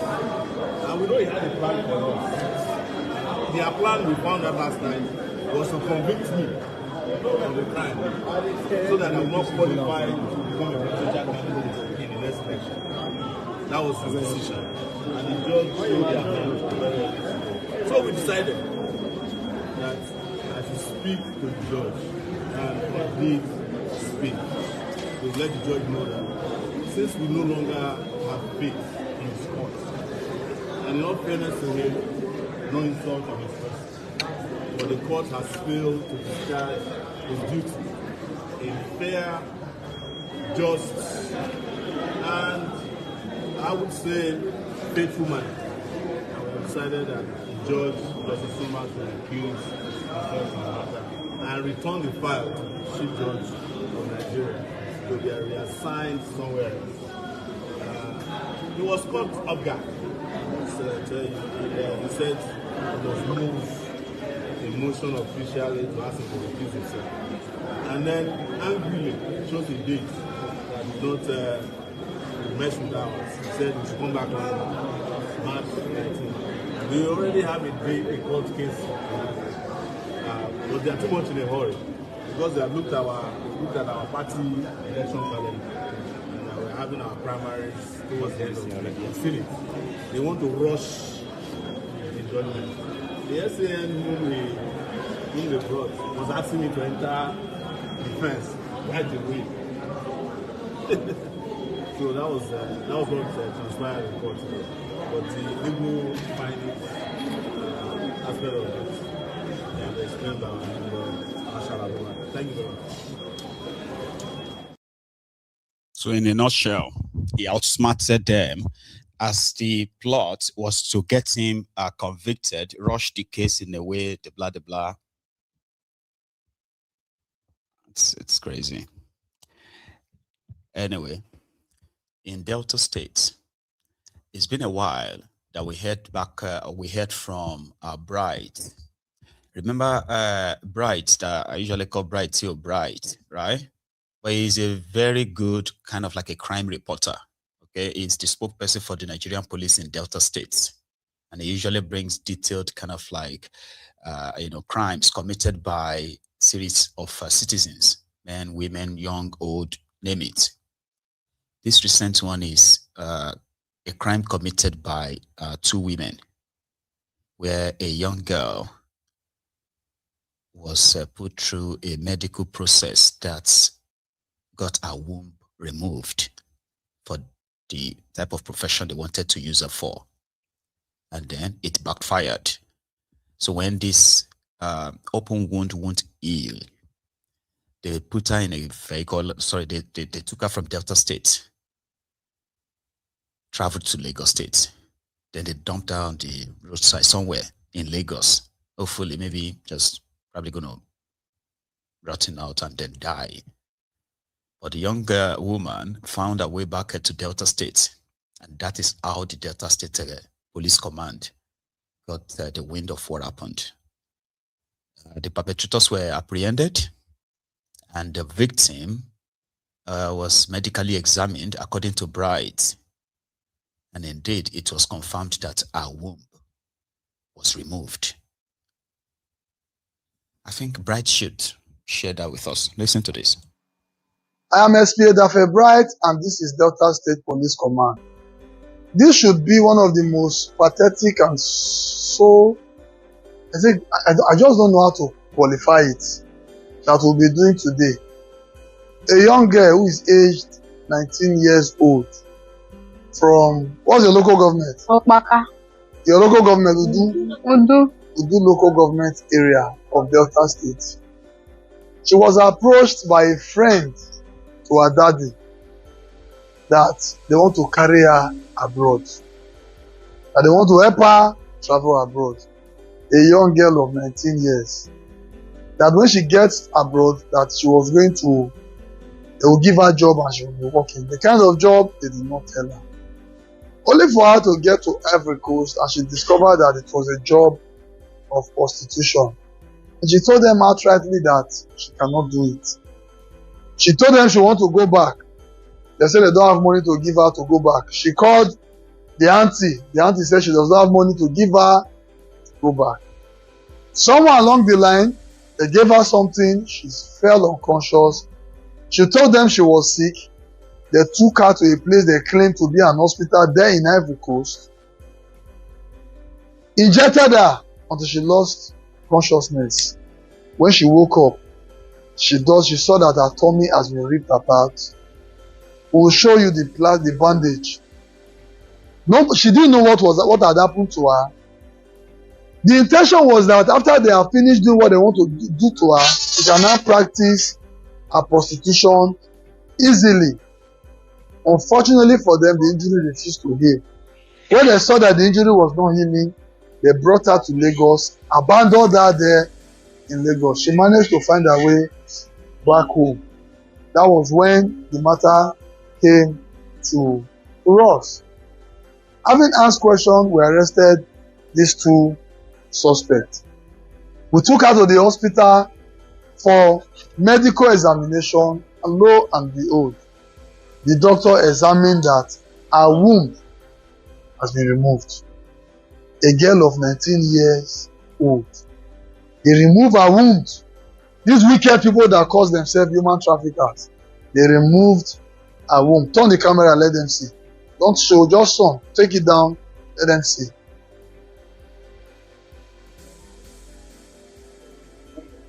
No, sit down, sit down. That is what they did to her. You see the middle, you see the right hand and the left side of her tummy. They removed her womb. I repeat, please sit down. A 19-year-old child. As I'm speaking with you, the lady behind the camera, she's already in tears because it's a very sad story. What's your name? Ejiro. Ejiro. Okay, this lady, which of them do you know? These two. Okay, how is she related to you? Wait, through my daddy. Okay, through your daddy. Okay, what did she tell you before they carry you go Ivory Coast? Say na walk. Now walk. When you get there, what did you call notice? I shall walk. I shall walk. What did you call tell them? I tell them say I wan come back. They say they no dey fit dey give me transport. So who you can't call that time when you say which of them you call say you won't come back? Na this aunty wey carry me give that other aunty. What did she come tell you? She said she no fit give me money. Say ma dey there. Alright, so at what point now did you notice this that they have done something to your tummy? When I finish wake up. Okay, when you just wake up. At what time did you sleep, or you don't know when you take sleep? No. Alright, they injected her, she fell unconscious, and they did this damage, inhuman treatment to her. We are going to be interviewing the suspect now. Madam, what be your name? My name is Blessing. Madam, you go put your mouth to. My name is Blessing. This girl, who is she to you? Now my girl. Now your girl. What did you tell her? Say, what did you tell her will make she go Ivory Coast? What did you tell her? My friend come meet me. Madam, I know answer to your friend come meet you. What did you tell this girl? I ask her, say, you go like travel? She say, waiting. And she say, yes. Alright, who be this your friend? Nah, her name na Esther. Her name na Esther. Alright, so how much they pay you when you, for this girl to travel out? How much did they pay you? They give me 400,000. How much they give the other lady who stand with you? You don't know? Eh? How many children do you have? I don't know how much. But how many children you get? Yeah, I get 4. How many boys, how many girls? I get 4 girls. How old are the girls? Me, I get 3 boys. How old is the girl? My girl na 18 years. 18 years. Why you not carry her go Ivory Coast? Where is she? Abi she dey Ivory Coast? No. Why you not carry her go Ivory Coast? But you can convince a 19-year-old girl to go to Ivory Coast. Now, have you seen what they've done to her? How do you feel now? Okay, so, madam. No, happy at all. You, what be your name? Esther. Esther. How much they give you for this for to carry this girl go Ivory Coast? How much did they give you? Now 115, my friend. 115 reach. Say the person about now, you don't see what they do. I don't see. I don't know. Say I like this. How many children you get? I get 3. How many boys? How many girls? 2 boys, 1 girl. The girl, how old is she? 5 years. 5 years. Where is she now? She dey house. She dey house. My mom. With your mommy. So when she reach 18, they say you carry and go Ivory Coast. They go on like this. Well, it is so sad. It is so sad. It is really so sad. It is important to bring this so that we would understand what is happening. It is no. Well, we just pray she recovers on time and get over this, and we hope that correction can be made. Thank you. This is Delta State Police. Thank you, Bright. Officer Bright Duffy. So as a parent, I don't know how to express how I felt when I came across that video. And it is still to take us back to the advocacy to continue to preach to these younger people in Nigeria, even parents, they sold the girl. They didn't take her just for any ashawo work. She was meant to be, they were meant to traffic her organ. That's what happened. None of that happened by accident. Do you get what I mean? And it's a shame. Yeah. Poor people in Nigeria are being kind of like sold in parts. If they are not being kidnapped for ransom, I mean, in most cases when they can't pay the ransom, they end up being kind of like sold off as for parts. Hello. Hello, MG. Good evening. Good evening to you, Baba. How are you, sir? Yeah, I'm good. And happy day to you. Same to you, sir. Maigun, I can see that people just decide not to be talking nowadays. It's as if everybody just fed up with what is going on in Nigeria. And it's so scary that every day is a theatrical aspect. Everything, evil upon evil every day. Let's look at the political parties, the way they are doing things, the way Kolu is trying to make everybody look stupid and try to frustrate them. Look at the scarcity of food, scarcity of fuel, scarcity, even scarcity of life, that nothing is ever working. And these people, you see them in the House of Rep, and both in the red chamber, the blue chamber, the green chamber, whatever chamber they are, all these occultic societies, that is where we refer to them. They have no, they don't have what they call human feeling. There's no iota of human feeling in them. So they are so involved in their own little world that they just do anything anyhow.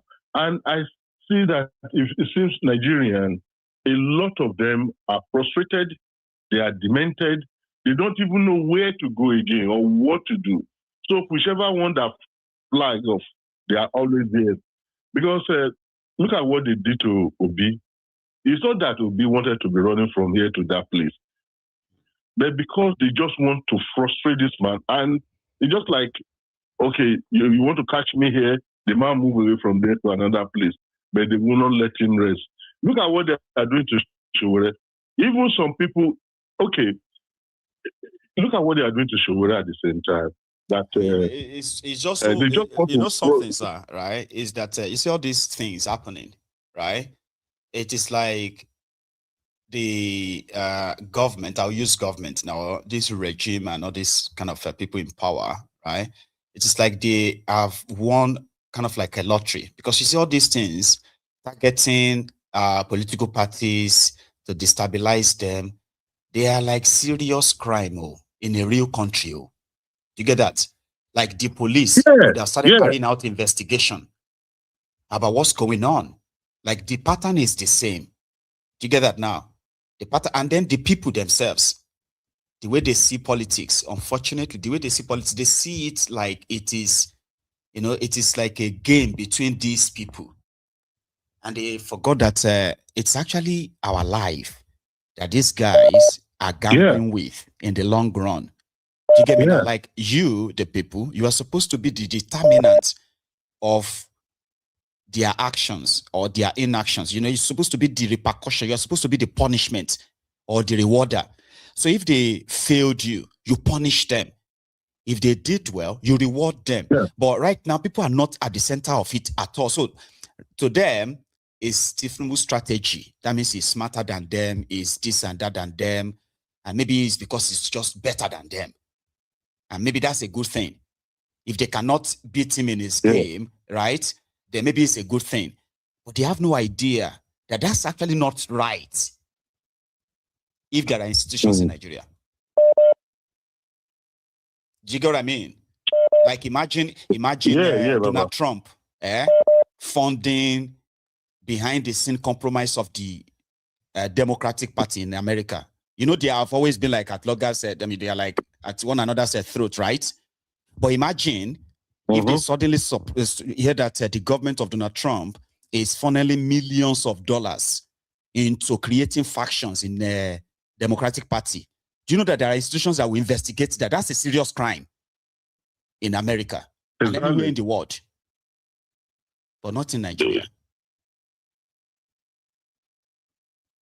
You see, Baba, it was because of you, because I don't engage in politics before. Open eye for the past 8 to 9 years or 10 years now, and I begin to follow up and see a lot of evil being perpetrated in that country. And the people, like what you said, there's language you used one time, Stockholm syndrome. People that are being marginalized or treated crookedly, wickedly, they still come around and be shouting and be hailing. They are oppressors. This is the thing. That is where I'm really concerned, because look at Bola. Look at the way he's playing with people's mind, people's life, even in the international media. Look at the Senate president. Look at how they are playing on people's side. People just open their eyes. They saw all these things, and they don't even see. They are not both blind physically, but their mind is blind too, and crooked. Because if somebody will give you 4,000 naira or 5,000 naira, and you sell your soul, look at I'm sorry, I'm just going all about. I'm sorry, because there are so many things in my head that I don't even know where to go. Look at Sowore. if to say they will, I wish Nigeria can see beyond the horizon and allow and galvanize around Sowore and let him face this Kolu. Then let them rig it. Then let's see what happens. Or if it's Obi that they want to move behind this man solidly, and let us see what is going to happen at the end of the day. Because Obi said that this time around, there's not going to be go to court. Well, yeah. So are the people, are they willing? Look at all these factions coming up now. Before in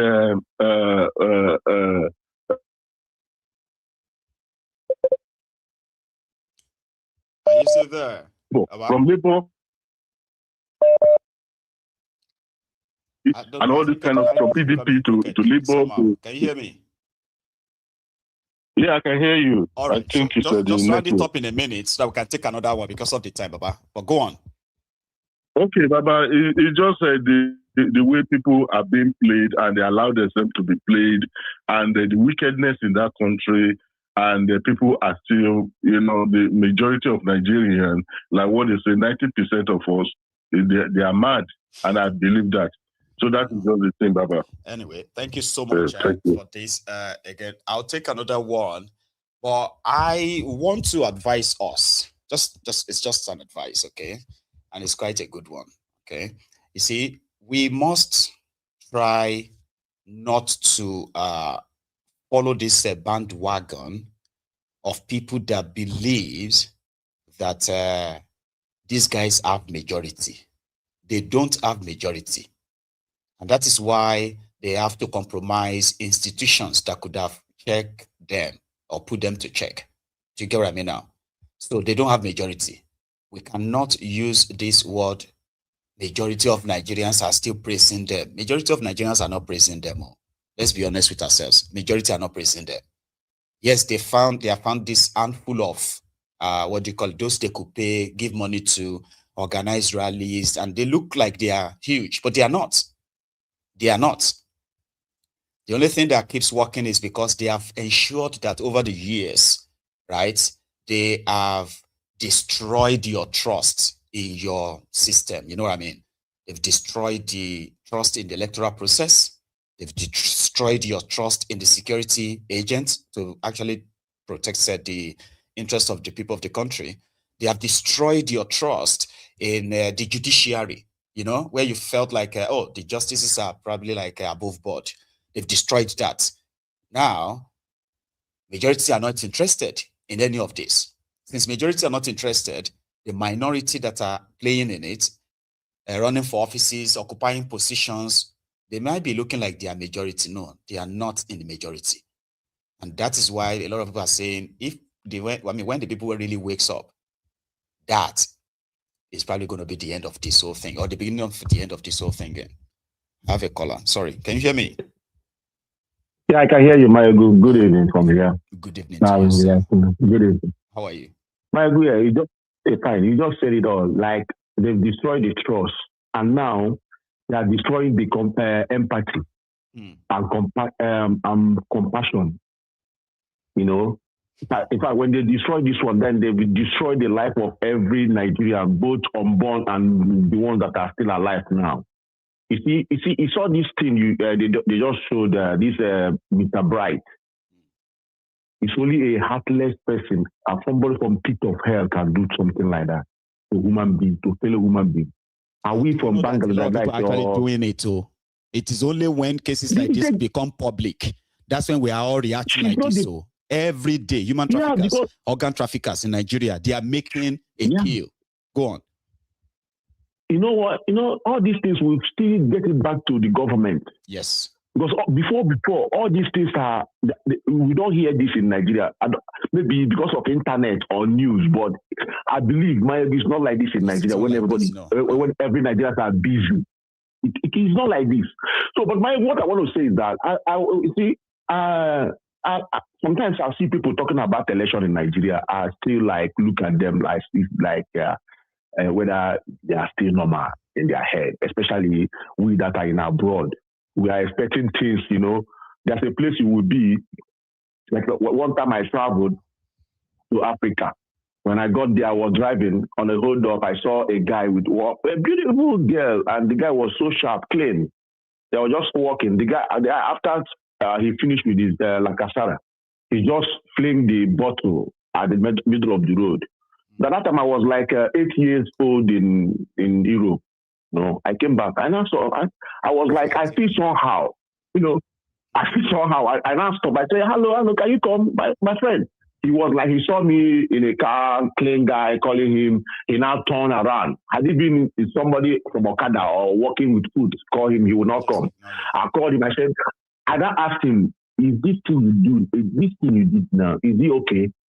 He was ashamed of himself. He now picked it. So when we are talking about election in Nigeria and how Nigeria behave, I see like we that are in abroad that it's like we are starting behaving like them. But from the system we are here, we all know 100%, to be honest to ourselves, election cannot save Nigeria at this time. Now, I don't know if you saw the interview of this Usman. This guy that was walking around with Gumi, that professor, Tinubu. Yes, you saw what he said that place? These people, they don't want Nigeria to work. I mean, they have started flying with their tribal, ethnic, religious card again. Exactly. Guess what? Exactly. I will say something here before you continue, right? Just for the sake of our listener too. And I'm glad you just mentioned something like that. And this guy, okay? They have started their tribal, ethnic baiting. And it's always their talking points. Okay. So that Yusuf man that you're talking about, right? Was a guy that was arrested for stealing money from the NHIS. He was appointed director or something, and he's still like, I think 19 billion naira or something. And he's still in court for that anyway. Now, when Peter Obi was with them in the ADC and they were talking about coalition, they didn't say anything about tribe, religion, or anything. They were all talking as if to say, yeah, these guys are going to save Nigeria, the blah, the blah. Now, they have started their ethnic tribal baiting. So what that Yusuf did in that interview was that saying the northern Nigeria cannot trust an Igbo man. The northern Nigeria, because this Peter Obi, these lies that have been debunked severally, but it doesn't matter. They're going to do it again. And this is the talking point, okay?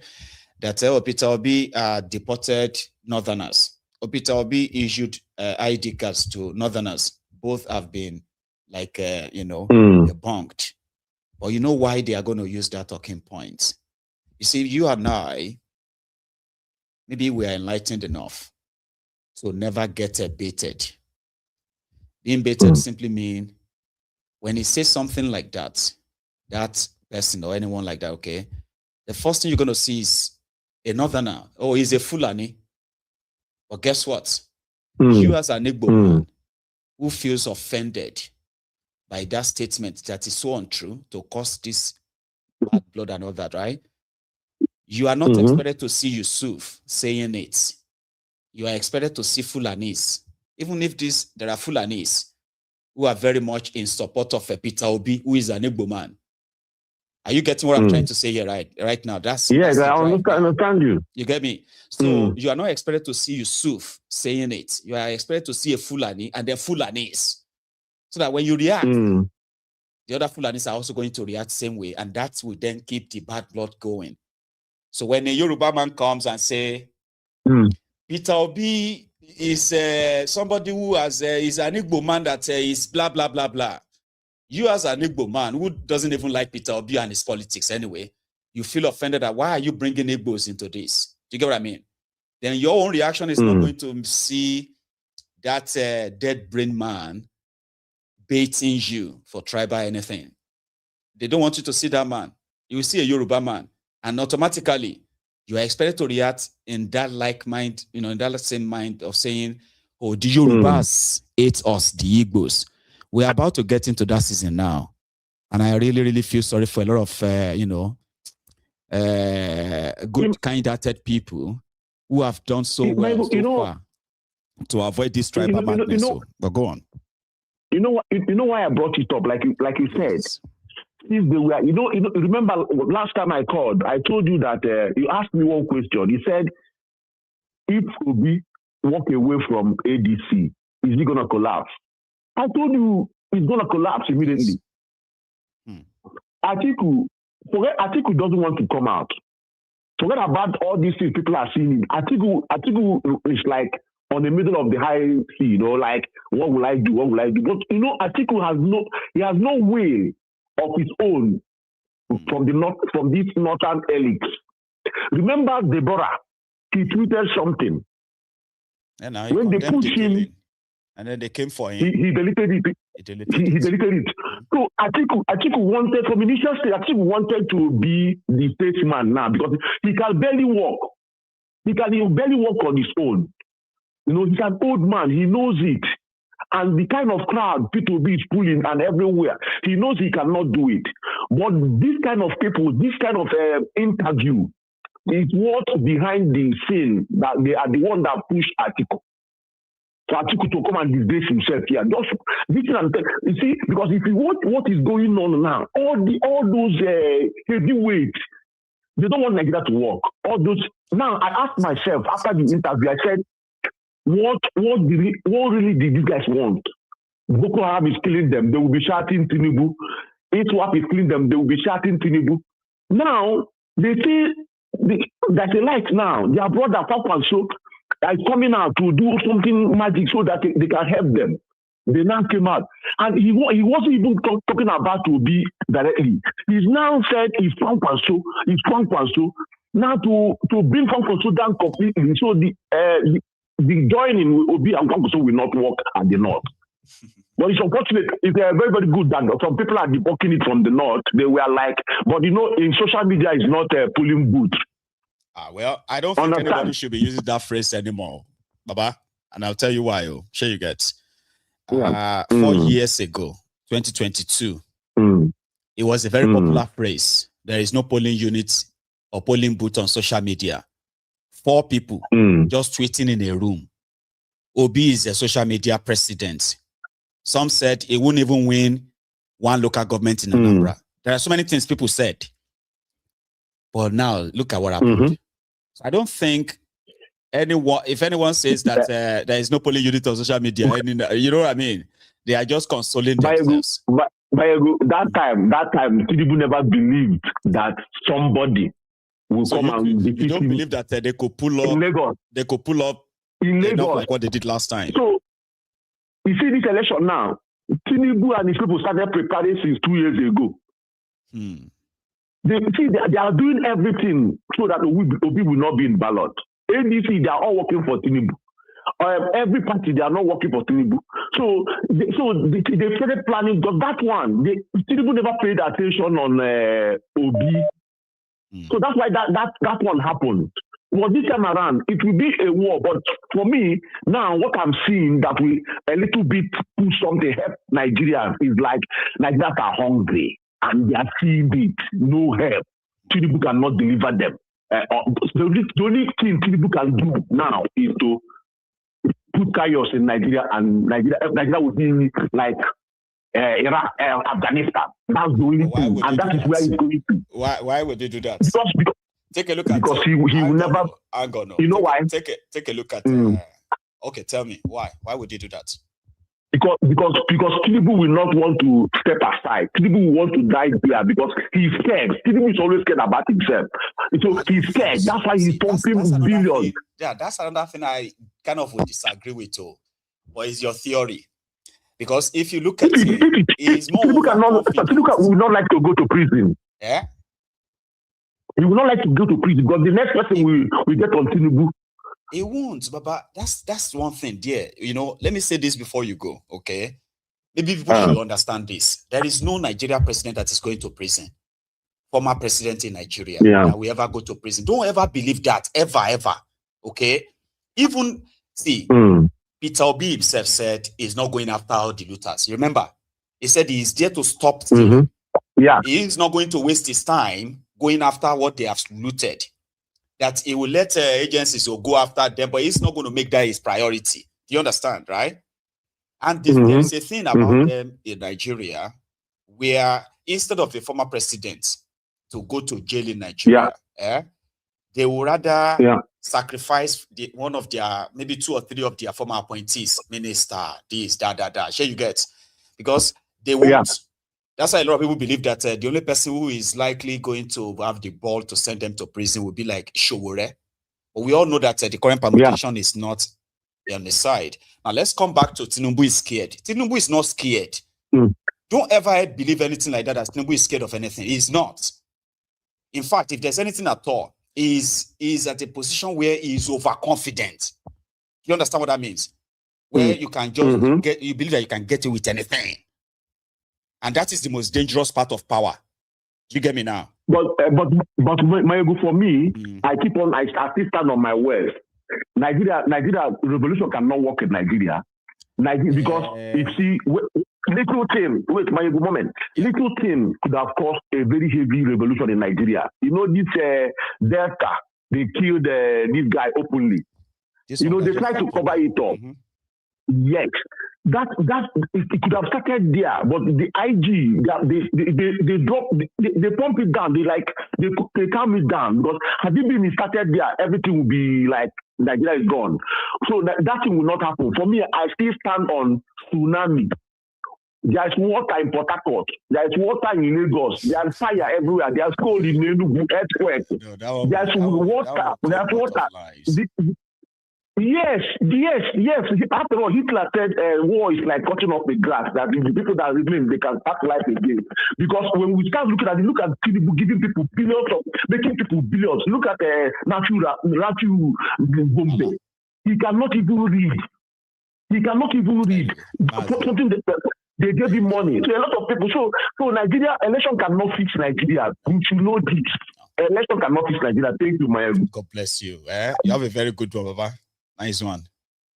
So the point is that Tinubu is not worried, he's not scared. And somehow, the only reason why they want to avoid Peter Obi being on the ballot is that if the opposition find their way, and there is no other political parties that is fielding any candidates, they all agree that they pick Peter Obi, and in 2027 it's going to be Obi and Tinubu. It's not that he's afraid of anything, because he's in control of all the machineries, everything. But the only worry is that if that should happen, it will be forced to a tight corner that will make his rigging so difficult. Not that they won't still rig it. So difficult that it may actually lead to a revolution. You get what I mean? A situation where the whole thing may just get out of hand. So when they were pushing all of them to move to one single political party, that was much like an unwise theory. But unfortunately, it didn't even have to do anything anymore. Atiku's ambition already destroyed that prospect. So that is not a worry anymore. Because normally, right, in a battle, you will rather, right, divide your enemies so that you divide to conquer. You get what I mean? You don't let your enemy unite, pull all their resources together to now confront you. No matter how huge you are likely going to get overwhelmed. So Nigeria is corrupt. The establishment is corrupt. The systems are corrupt. The entire system is corrupt. He controls the system. So Nigerians will be contesting against the system that was supposed to conduct a free and fair election. So since that system is not going to conduct that, so it is now going to be you versus that system. So a situation whereby everybody is going to have to choose between Tinubu and Peter Obi or one candidate. That is going to stretch them, and they are likely going to get overwhelmed. And then it still won't stop them from rigging, but it may likely, his idea of sitting tight when it's obvious that he's been rejected, right? Or the party is rejected, will either force him to kickstart a revolution in the country, because it's easier that way. But now that the ambition of this and that clashed, that coalition won't work, legal cases here, which they planted, which is part of the whole thing, right? Legal cases here and there to slow them down. Their ambition, or each of them's ambition and the ego, finally crashed the coalition. So it didn't even have to do anything anymore. So the opposition now have scattered on this side and that side. And let me tell you something. So those of you who probably should, or let's say those of you who should know and maybe didn't know, it wasn't just Tinubu that destroyed this your obedient vote in 2023. In case if you don't know, as Tinubu and APC with INEC, like you said, right, as they are working in the areas where APC, Tinubu, and all of these guys have their own real control, as they are reducing the vote of Labour Party Obi here and there, right, for Tinubu, they are doing the same thing on behalf of Atiku too. It was both ways, and that is why it was like Obi and his Obi and Labour Party are just in the middle, getting squeezed from left, right, front, back, while they are in the middle. So with these arrangements, you are not just going to have Kalu to deal with, who now controls the entire machinery and the system, Abi.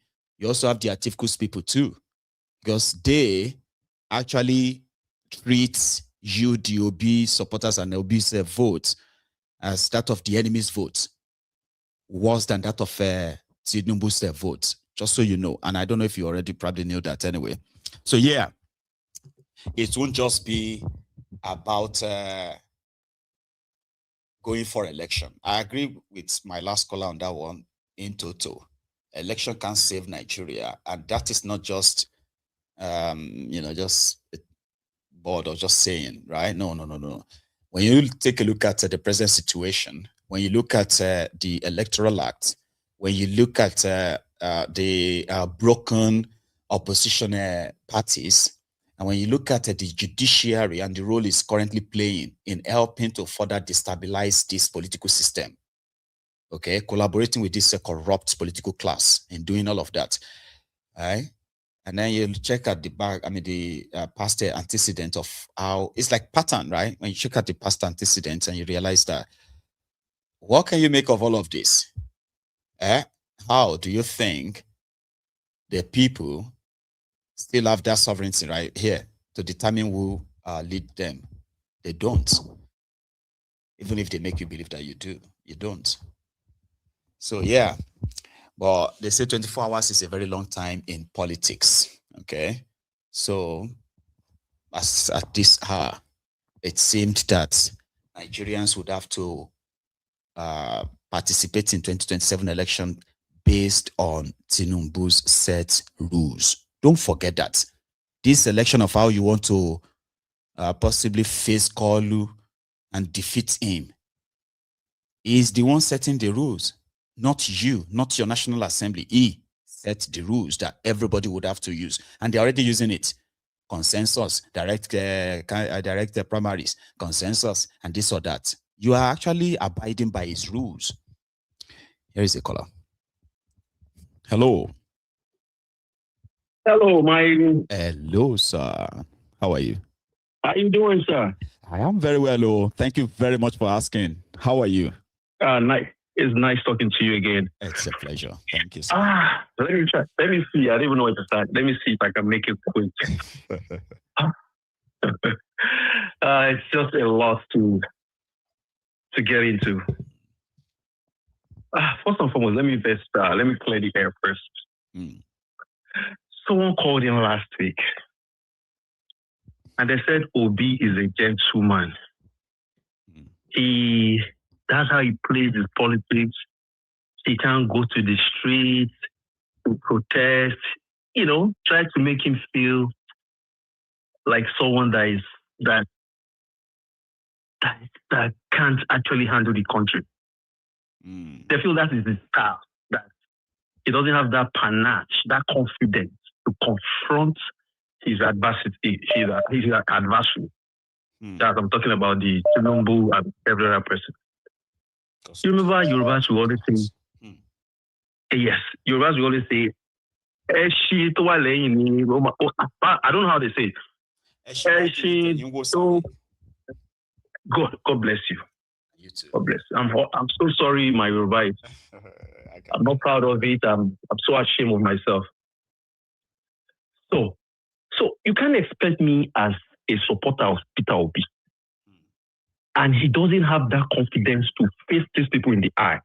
That everything that happens on the street, just imagine that guy they killed, on the cops killed right there on the street. They also, yes, in Warri, everybody spoke about it. How many people went to the street? How many people went to the street apart from Sowore? Well, Delta Youth actually protested. They even blocked the entire police station until the police IG acted, and they felt like somehow, an action was taken. The police officers were arrested. They were dismissed. They were handed but we know. Police, we know. You know what I mean? Yeah, we know we are not stupid. You and I are not stupid. Nigerians are not stupid. We know what's going on behind the scene. So you can't expect me as an electorate to want to vote for Peter Obi. I'm not giving myself my vote. I am giving my vote. It is up to him to come and defend my vote for me. If I go out on the street, I want him to also be on the street for me. I don't know if you understand what I'm talking about. If I want to be on the street, and I do not have to be on the street, if I see the guy up front, what do you think will keep me sitting down? That this guy is fighting for my future. I am giving him my future to run for me, to control my future. Of course, I'll also be on the street. But if you do not lead and you expect me to come after, you have to show that you're ready to get it. Then I'll come after and say, oh yeah, let's go and kill ourselves on the street and make sure we get whatever it is I want to get. But if you have to start saying you want to placate and you want to dialogue, it's not going to work. Someone called in the other time and said the kingdom of God saw violence and the violence could take it by force. See, we can't look at what they did to Jonathan. You can see how meek Jonathan was. Look at what they did to him. So these people, you cannot be gentle with them. We cannot be gentle with them. Well, so we have to keep going this gentle way. Yeah, maybe some of these suggestions will be probably adopted, because I remember sharing here. Yeah, I remember sharing that here that it seemed to have started talking tough and different from what it was in 2023, but I didn't see much of that lately again. So, but maybe if the election campaign starts, we probably will start seeing that in his, in his utterances when he begins to address his supporters. How important this year 2027 will be. I'm just presuming now. And if you look at it, you were actually robbed a couple of years ago. I don't know what the process. I don't know what the process is like. Setting up your own political party. Because each party he goes to, there is always a mole in any party he goes to. I don't care wherever it is he's going to go to. There's always somebody that is planted to pull him down, to frustrate his effort. By the way, I'm not going to vote for Peter Obi if I have the opportunity. I already have to go for Sowore, even though I don't believe in the system. I agree. I would actually go for Sowore because that's the people that want to be on the streets, that want to look at them in the eye. Another thing I want to say is, people should please not fight for them to change the constitution. Please, they should just leave the constitution the way it is. Why? The same constitution that they refuse to fix. Michael, it is easy. Let me tell you. The same constitution they refuse to fix. Because the constitution they are running now is an authoritarian constitution where the president has the sole power. Just imagine the people like Sowore getting into power. What do you think will happen? He's not going to take the easy route. That power. That's how. So let them keep using that same constitution they are using. It's okay until the wrong guys get there, and God bless them. They are all still alive because they can't fix it now. They are setting themselves up for the future. I don't know if it's going to possibly be somebody else is going to be a president, but let whip them. Use that say. Let they use it too. Let they should use it on them. Maybe I have so much to say, but let me allow other people. Thank you very much. That will be another time. Thank you for your time. time. A very good one, Baba. I appreciate your time, sir. You too, man. Bye, sir. Yes, sir. So, indeed, my line is still open, even though we have kind of like overshoot our time right now. So, I'm enjoying this chat. So I also want to remind you, please, if you are still here with me, right? Still watching and you haven't really liked the broadcast, maybe you should. You know what I mean? Now, because we're going to round up in another few minutes. Okay. Yeah, thank you. Well, we are just probably like observers. There are those who are like the active players in the entire thing. But sometimes we probably, as spectators, right? Sometimes we feel like we can see the entire field, the entire stadium, and we can see where a player is not moving right, or is not moving well, or is not even moving at all. And then you want something done, and you want to pass this across and say, why don't you just try that? Why don't you do this and all that? Others will say, man, it can look easier from outside until you are very much, doused in it. But here, experience, they say, is the best teacher. These are guys who have been in the same political shenanigan for a while too. So they have the experience, but is it working? Here, hello. Hello, my good. Hello, sir. Baba. Anyway, I take the top from Bobo for Ireland. Say that again. I didn't grab that. You sounded like somebody I've spoken to before. Yeah? Yeah, my name is Omoke from Ireland. Omoke from Papa. I remember now that you mentioned Ireland. How are you doing tonight? Yeah, for about a decade and a half now that we've been following ourselves. This is my very first time of reaching out. Baba. And I just summoned the courage to try. I don't have passion for staying on the phone for too long. I know a lot of us. Let me try. I know a lot of us have been lucky today. We were not really that inclined to want to call in, but sometimes there's always this nudge that will say, you know what, why don't you just call in and say what you want to say? Maybe tonight is one of those nights. Let me try. So I have a couple of things I want to chip in, right? Let's get started. The Nigerian problem, in my own opinion, is beyond the rulers. I refer them as rulers. They are not leaders, as far as I'm concerned. It's beyond them. The followers too, they are worse than the ruler. Majority of them are worse than the ruler. I bet you.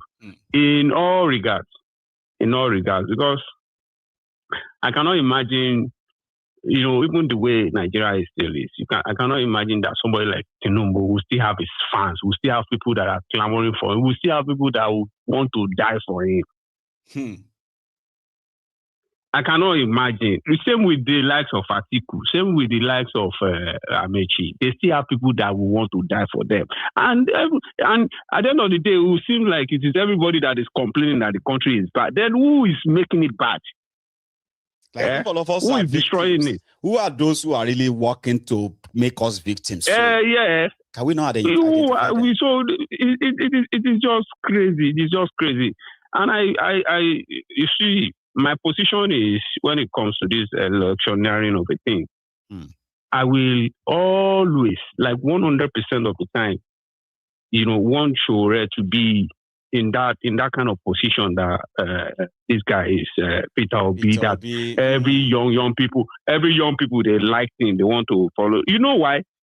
Because I think I'm also of the opinion that there is more than one Nigeria, right?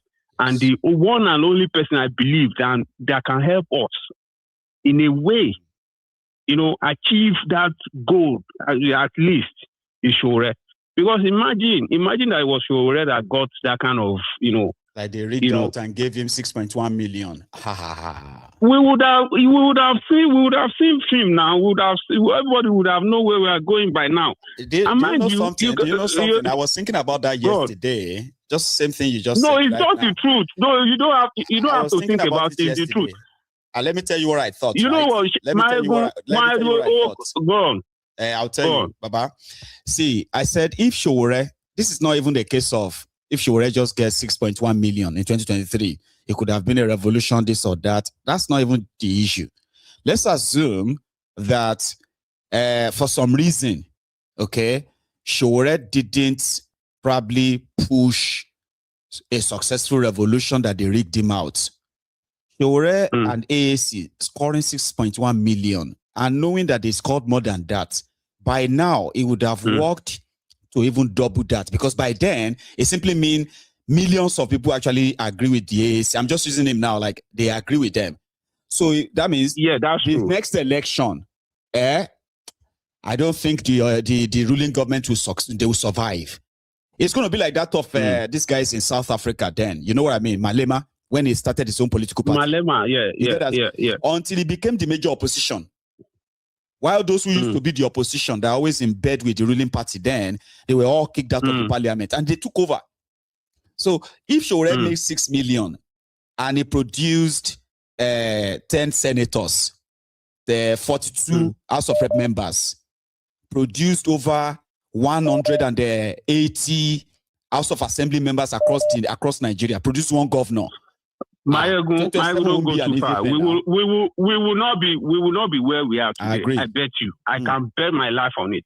You see, you were playing this Okonkwo video yesterday. His interview with is it Channels TV or Arise TV? Kenneth Okonkwo. Yes. Kenneth Okonkwo. He said it loud and clear. He said he cannot continue to support somebody whom even he got the vote, he cannot defend it. That is proverb now. He's saying it in an indirect way that this guy is not capable. It was so obvious at that time that Obi triumphed that election. It was obvious to everybody, no doubt. But because of the power that be, and Obi is also in bed with this, they are the same. He cannot face them. You cannot fight them. They know themselves. You just imagine that it was somebody like Sowore in that position at the time. Ababa, all the take it back movement would have been on the street the following day. I can guarantee, I can guarantee that Sowore will lead that. He will lead that kind of a thing. I know. I mean, he will not mind. He won't mind the consequence. He will not. He will not even mind the consequence. And by then, things would have been taking shape by now. All of us would have found out where we belong. And do you know something as well? Do you know something as well that I want to add is that if they allocate 6-point-something million to Sowore, right now he will be the most feared person in Nigeria. Do you get what I mean? He will be the most feared because they will be afraid that if he just decides to if he says I'm coming to Lagos, he can pull out 100,000 people, 200,000 people. That's going to be a problem. He goes to Imo on the spot, and he pulled out 200,000 people like that because millions is not a small number. But anyway, of course, Sowore is not Peter Obi. Peter Obi is not Sowore. They are two different personalities. I'm just saying. It is the people's call. It is the people's call. It is people who are, even Obi himself, he cannot do it alone. If not for the support he got from all these, young people all over the place. But we just need to keep an eye out on how the whole film is going to play. I mean, what is the worst that can happen? There's a lot of film. What is the worst can happen? They will push a Kolu the second time, Abi. It will just call Luna. You don't know that there's nothing worse. The worst that will happen is the country will continue to let's see what the people will call. That's the worst. Let's see the call. Nothing else is going to happen. Well, we'll see. Nothing else is going to happen. They won't do nothing. No problem, Michael. Have a good one. My regards to family. And yours too. Enjoy your weekend, sir. Thank you. Thank you so much. Yes, sir. So I'm going to take just one more. And that is going to be us. A very quick one. Here. Hello. Hello. Dami, yeah? Yeah. Right. Please. Good evening. Good evening. Hang on. This is what I just said before now when I was talking about this tribalism and all of that nonsense. I know that a lot of people have been so messed up on so many platforms on social media, okay? Now, somebody in the comment section just dropped a comment and said that this is a Yoruba platform right now. So we are saying something that you are not comfortable with, Abi. We are saying something that you probably disagree with, and automatically, this is now a Yoruba platform. It is a Yoruba platform, 100% Yoruba platform. What do you think the name is? Mayegun's Diary Politico, a Yoruba platform that discussed what do you call it, the Nigerian politics and your criminal politicians. So what do you think it's going to be like? So if you disagree with something, I believe that it's just going to be a matter of time before a lot of you will start calling me a bigot too, and you start probably saying that I'm working for Tinubu. So, but it's not going to be new. But usually people like you in our comment section, right? We call you people like stray dogs. If you are watching Mayegun and somehow your tribal, whatever inside you, whether you are Igbo, whether you are Yoruba or you are any other part of Nigeria, whether your bigotry is kind of like kicking in, right? We always get rid of you because you are just irritants, okay? People who rather fly their tribal big or whatever this flag here. The Ronokus, right? They call me Omoyele simply because of my position on Tinubu, right? And I have seen those who are supposed to be Igbos who have also called me, Yoruba or something. You know what I mean? So it's not new, but we just make sure that you don't have a space here. You get removed, okay? So, Dami, please. Yeah, good evening once again. Bless you. You see, unfortunately, I want to disagree with a lot of things a lot of people have said today. But before I go there, I want to lay a premise so that people would understand where I'm coming from and I will not sound insensitive or unreasonable to them. Before I left Nigeria, I stayed in that country for over 30 years. And then I usually just have my time out, then I'm back, my time out, I'm back. So I didn't literally know what I was missing. But when I eventually relocated, some things usually happen to me. Before, I felt it's maybe some mental condition or whatever. But eventually I realized, it is only a matter of PTSD. Like, I could just be going on the road and I'll remember things that have happened because they are not happening anymore. And there will be this shock in my system, like, but that place you were staying before is actually a dead zone. No? Give an example so that for context, what kind of thought just comes to your mind and you just feel like snap yourself back to life and say, oh, I'm no longer in Nigeria. Why am I acting like this? Give an example. Okay, let me give an example. Something that even happened like about 2 hours ago. Okay. I was around the presidential palace area of Budapest. Right. So there was this policeman walking towards me. He touched me and it was like, because I have my hair made, like I have this Jamaican look on me and all. So it was like, hey, how are you doing? Blah, blah, blah. You look Jamaican. Are you Jamaican? So, I mean, it's a strange thing to see someone speak English in Budapest. So I felt very relieved. Right. But at the same time, the police officer. I'm having this. Yeah, exactly. So at the end of the day, we just greeted ourselves. He passed. But after like 10 minutes, I left that place.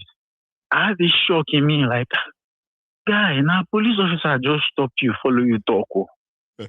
I now remember what happened. I remembered what happened. I think around April last year, before I left Nigeria, the police officer stopped me, asked me for all my documents. I gave everything to him, asked me for my driver's license. I gave him a photocopy because I usually don't handle, I don't give copy. The plastic, yes. So, boy, he was just on my neck that day until I gave him the plastic. The moment I gave him the plastic, Agbara times 100 me straight. So he left my presence. He started telling me, he will show me Pepe. He will do this, he will do that. My wife was with me in the car. She was so scared that she was like, damn it, whatever it is, let's just find a way and leave this place. because it was nearing evening already. So at that point, I was just looking around, looking for a way. Eventually, I kicked my car. I left, like I ran off that place. I didn't even wait for the driver's license or whatever it is. I left everything there. So while I was now coming back too, series of them stopped me, but I was ready to like crush anybody on the road at that point because I was really angry in my mind. So, but I remembered everything the officer did to me, how he was telling me, at the point, he even pointed his gun at me that I'm doing too much, he could shoot me and I would die and nobody would know anything. You know, all of these crazy things they do. So, now compared to a police officer seeing me, touching me, talking to me, being friendly with me, and all of those things, it sounded really strange, though a good thing. Now, remembering what happened in Nigeria, I feel that shock. Like, PTSD. I know. You know, I mean, several things like that have happened. That's what. Now, it's only when you leave that place that you realize that I've not been living a normal life. Oh. Yeah, exactly. Now, this is where I'm taking this to. I was in Nigeria during the NSAS protest, and I participated 100%. I've called on this station before when I told you that during that protest, that night they came to shoot everybody. I slept in the bush till the next morning. I've said it before on this platform. Yes. That I had to just find my way home whichever way I could the next day. Now, this is why I said I want to be a little insensitive. And it is not being insensitive. It is being a realist. If you believe Sowore would have 6 million votes, we'll start a protest and we'll end Nigeria, maybe you should have a rethink. Because that would mean that you have not learned anything about Nigeria. You don't know anything about Nigeria. Let me tell you why Sowore would actually be leading protests and be successful, I mean, in that sense now. It is because his threat is not affecting these people at the point of their own detriment. It is not affecting them on the top of their... That's why they are letting him be. There are some issues we can avoid. You understand? Many things have happened that should have caused protests, that should have turned everything upside down in that country. And people will just look at it. Everybody will go on their way. And that's it. And then, so why is that? Because you said that it is just who we have, sir. Could lead a protest, then we didn't understand Nigeria. So why is that? Like, is it is who we have. Nothing can happen again. My brother, I won't lie to you. I have zero hope about that place. I'm not going to lie to you. Like right now, I have zero hope because this thing is who we are. There was a day I was speaking to someone. I said, whenever you see a country where non-state actors are unnecessarily powerful, the sign of a failed state. An example is Libya. Do you know in Nigeria as of today, non-state actors, I can mention 20 as I'm talking to you without even writing anything down. The likes of Asarido Kubo, the likes of Very Dark Man, the likes of, what's the name of this one, Garden Pipelines, the likes of Sunday Igbo, the likes of MC Oluomo. Those are non-state actors that could actually command things in that country. Fulani terrorists too, Boko Haram. The Fulani terrorists, exactly. They are all non-state actors too. Powerful. Very powerful. So it is a sign of a failed state. And it could only happen when the people have surrendered their power and their existence for people to continue treating them the way they want to treat them.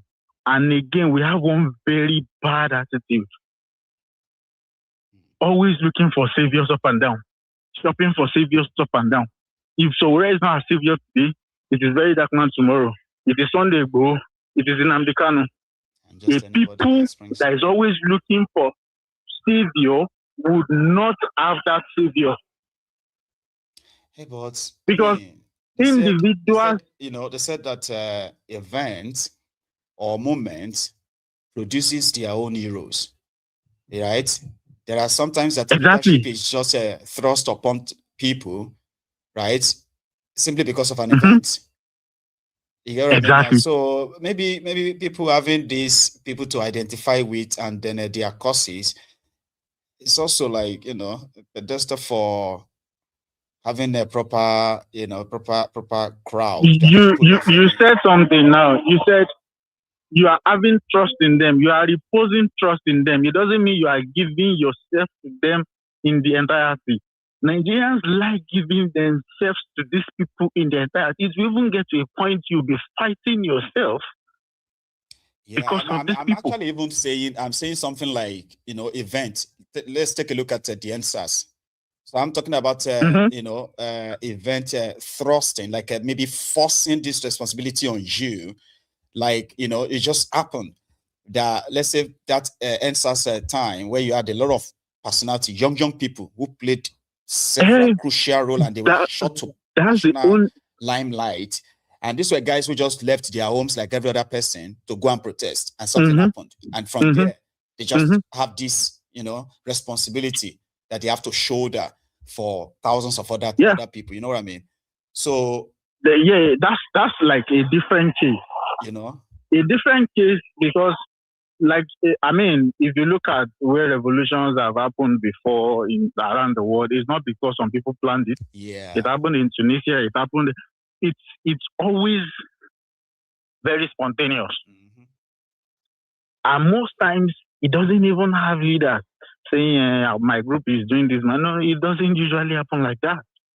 Wow. So, and I said something earlier. I said, if we believe that maybe Obi, Sowore and co will protect their votes for us and all of that, means we will not learn anything about Nigeria. We don't know the devil that is leading us. These people don't care. Life means nothing to them. And okay, Kenneth Okonkwo is coming out to say Obi is this, Obi is that, cannot protect this. Oh, they cannot do that, this, they cannot do that. Have we forgotten so quickly that Atiku actually won in 2019? He did, though. They both won. Was he able to protect anything? Nothing. If he tries rubbish, he's going to end his life wherever they want him to end it. We often forget one thing about the country we live in. Nigeria probably has what I would say is the most powerful president in the world. No, Nigeria's president is the most powerful president in the world, of any country in the world. Supported by the constitution. Yes. Anything they do is most likely what is law. And nobody's going to checkmate it. It's the constitution, now. Anyway, so, I mean, until we find solutions to these things, we are probably not going to go anywhere. And we should stop Euro shopping. Let's not believe this one will enter, vote this one will protect. No, nobody is protecting. You are going to protect your own vote. Yeah, I have said it before that people have to want it. They must want it before it can actually happen. Anyway, Dami, thank you so much for your time, okay? For that contribution. You enjoy the rest of the evening, okay? Thank you. And that is where we are going to draw the curtain this evening. See, listen, if you, for any reason, right, disagrees with the caller's contribution, for any reason, okay, so you can phone in too. You can call in and speak your mind, right? And guess what? You're just going to find me agreeing with you too, because most of the time I'm just going to have to make you feel comfortable, present your own opinion, present your own theory, and then be ready to let others counter it, argue it, or even reject it totally. And that is what makes Mayegun's Diary Politico a bit very much interesting. So thanks so much for your time this evening, everyone. Please don't leave without liking the broadcast if you haven't done that already. I'm going to see you when I see you. Enjoy the rest of your evening. Good night.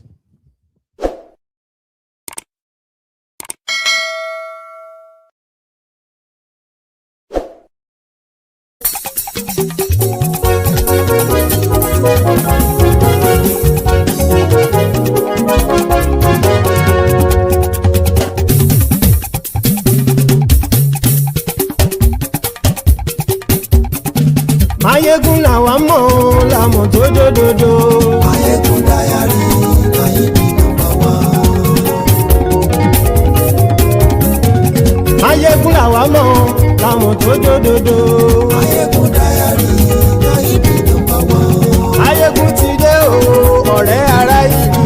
Mayegun diary, Nayibi number one. Lórí Facebook, lórí YouTube. Mayegun diary, Nayibi number one. Gbogbo bó ṣe ń lọ ni Mayegun já wa sí. Mayegun diary, Nayibi number one. Àṣírí ọ̀jẹ̀lú kì í bò níbẹ̀ o.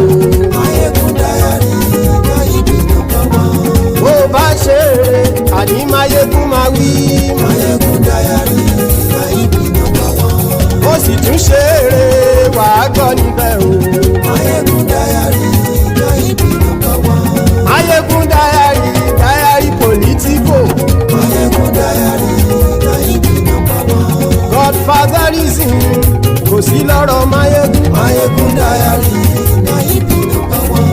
Ẹ farabalẹ̀ sẹ́ o kẹgọ́rọ̀ lẹ́nu. Mayegun diary, Nayibi number one. Àní Mayegun làwa mọ̀ tó dódòdó. Mayegun diary, Nayibi number one.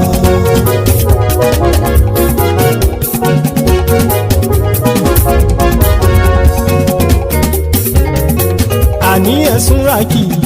Mayegun ti dé. Mayegun ti dé.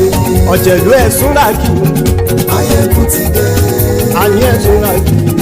Mayegun ti dé. Lórí Facebook. Mayegun ti dé. Àní ẹ̀sùn ràkì. Mayegun ti dé. Lórí YouTube. Mayegun ti dé. Àní ẹ̀sùn ràkì. Mayegun ti dé. Bọ́ bàbá gbé wúrẹ́. Mayegun máa wí. Àní ẹ̀sùn ràkì. Mayegun ti dé. Bíjó ìgbádìyẹ. Mayegun máa wí. Àní ẹ̀sùn ràkì. Mayegun ti dé. Bí pẹ̀sìdó bá rúfin o. Mayegun máa wí. Àní ẹ̀sùn ràkì. Mayegun ti dé. Bí gómìnà kówó jẹ. Mayegun máa wí. Àní ẹ̀sùn ràkì. Mayegun ti dé. Ọlọ́pàá ti ń darí bá. Mayegun máa wí. Àní ẹ̀sùn ràkì. Mayegun ti dé. Aṣòfin ti ń rúfin o. Mayegun máa wí. Àní ẹ̀sùn ràkì. Mayegun ti dé. Òpùrọ́ olóṣèlú. Mayegun máa wí. Àní ẹ̀sùn ràkì. Mayegun ti dé. Ọ̀jẹ̀lú ẹ̀sùn ràkì. Mayegun ti dé. Àní ẹ̀sùn ràkì. Mayegun ti dé.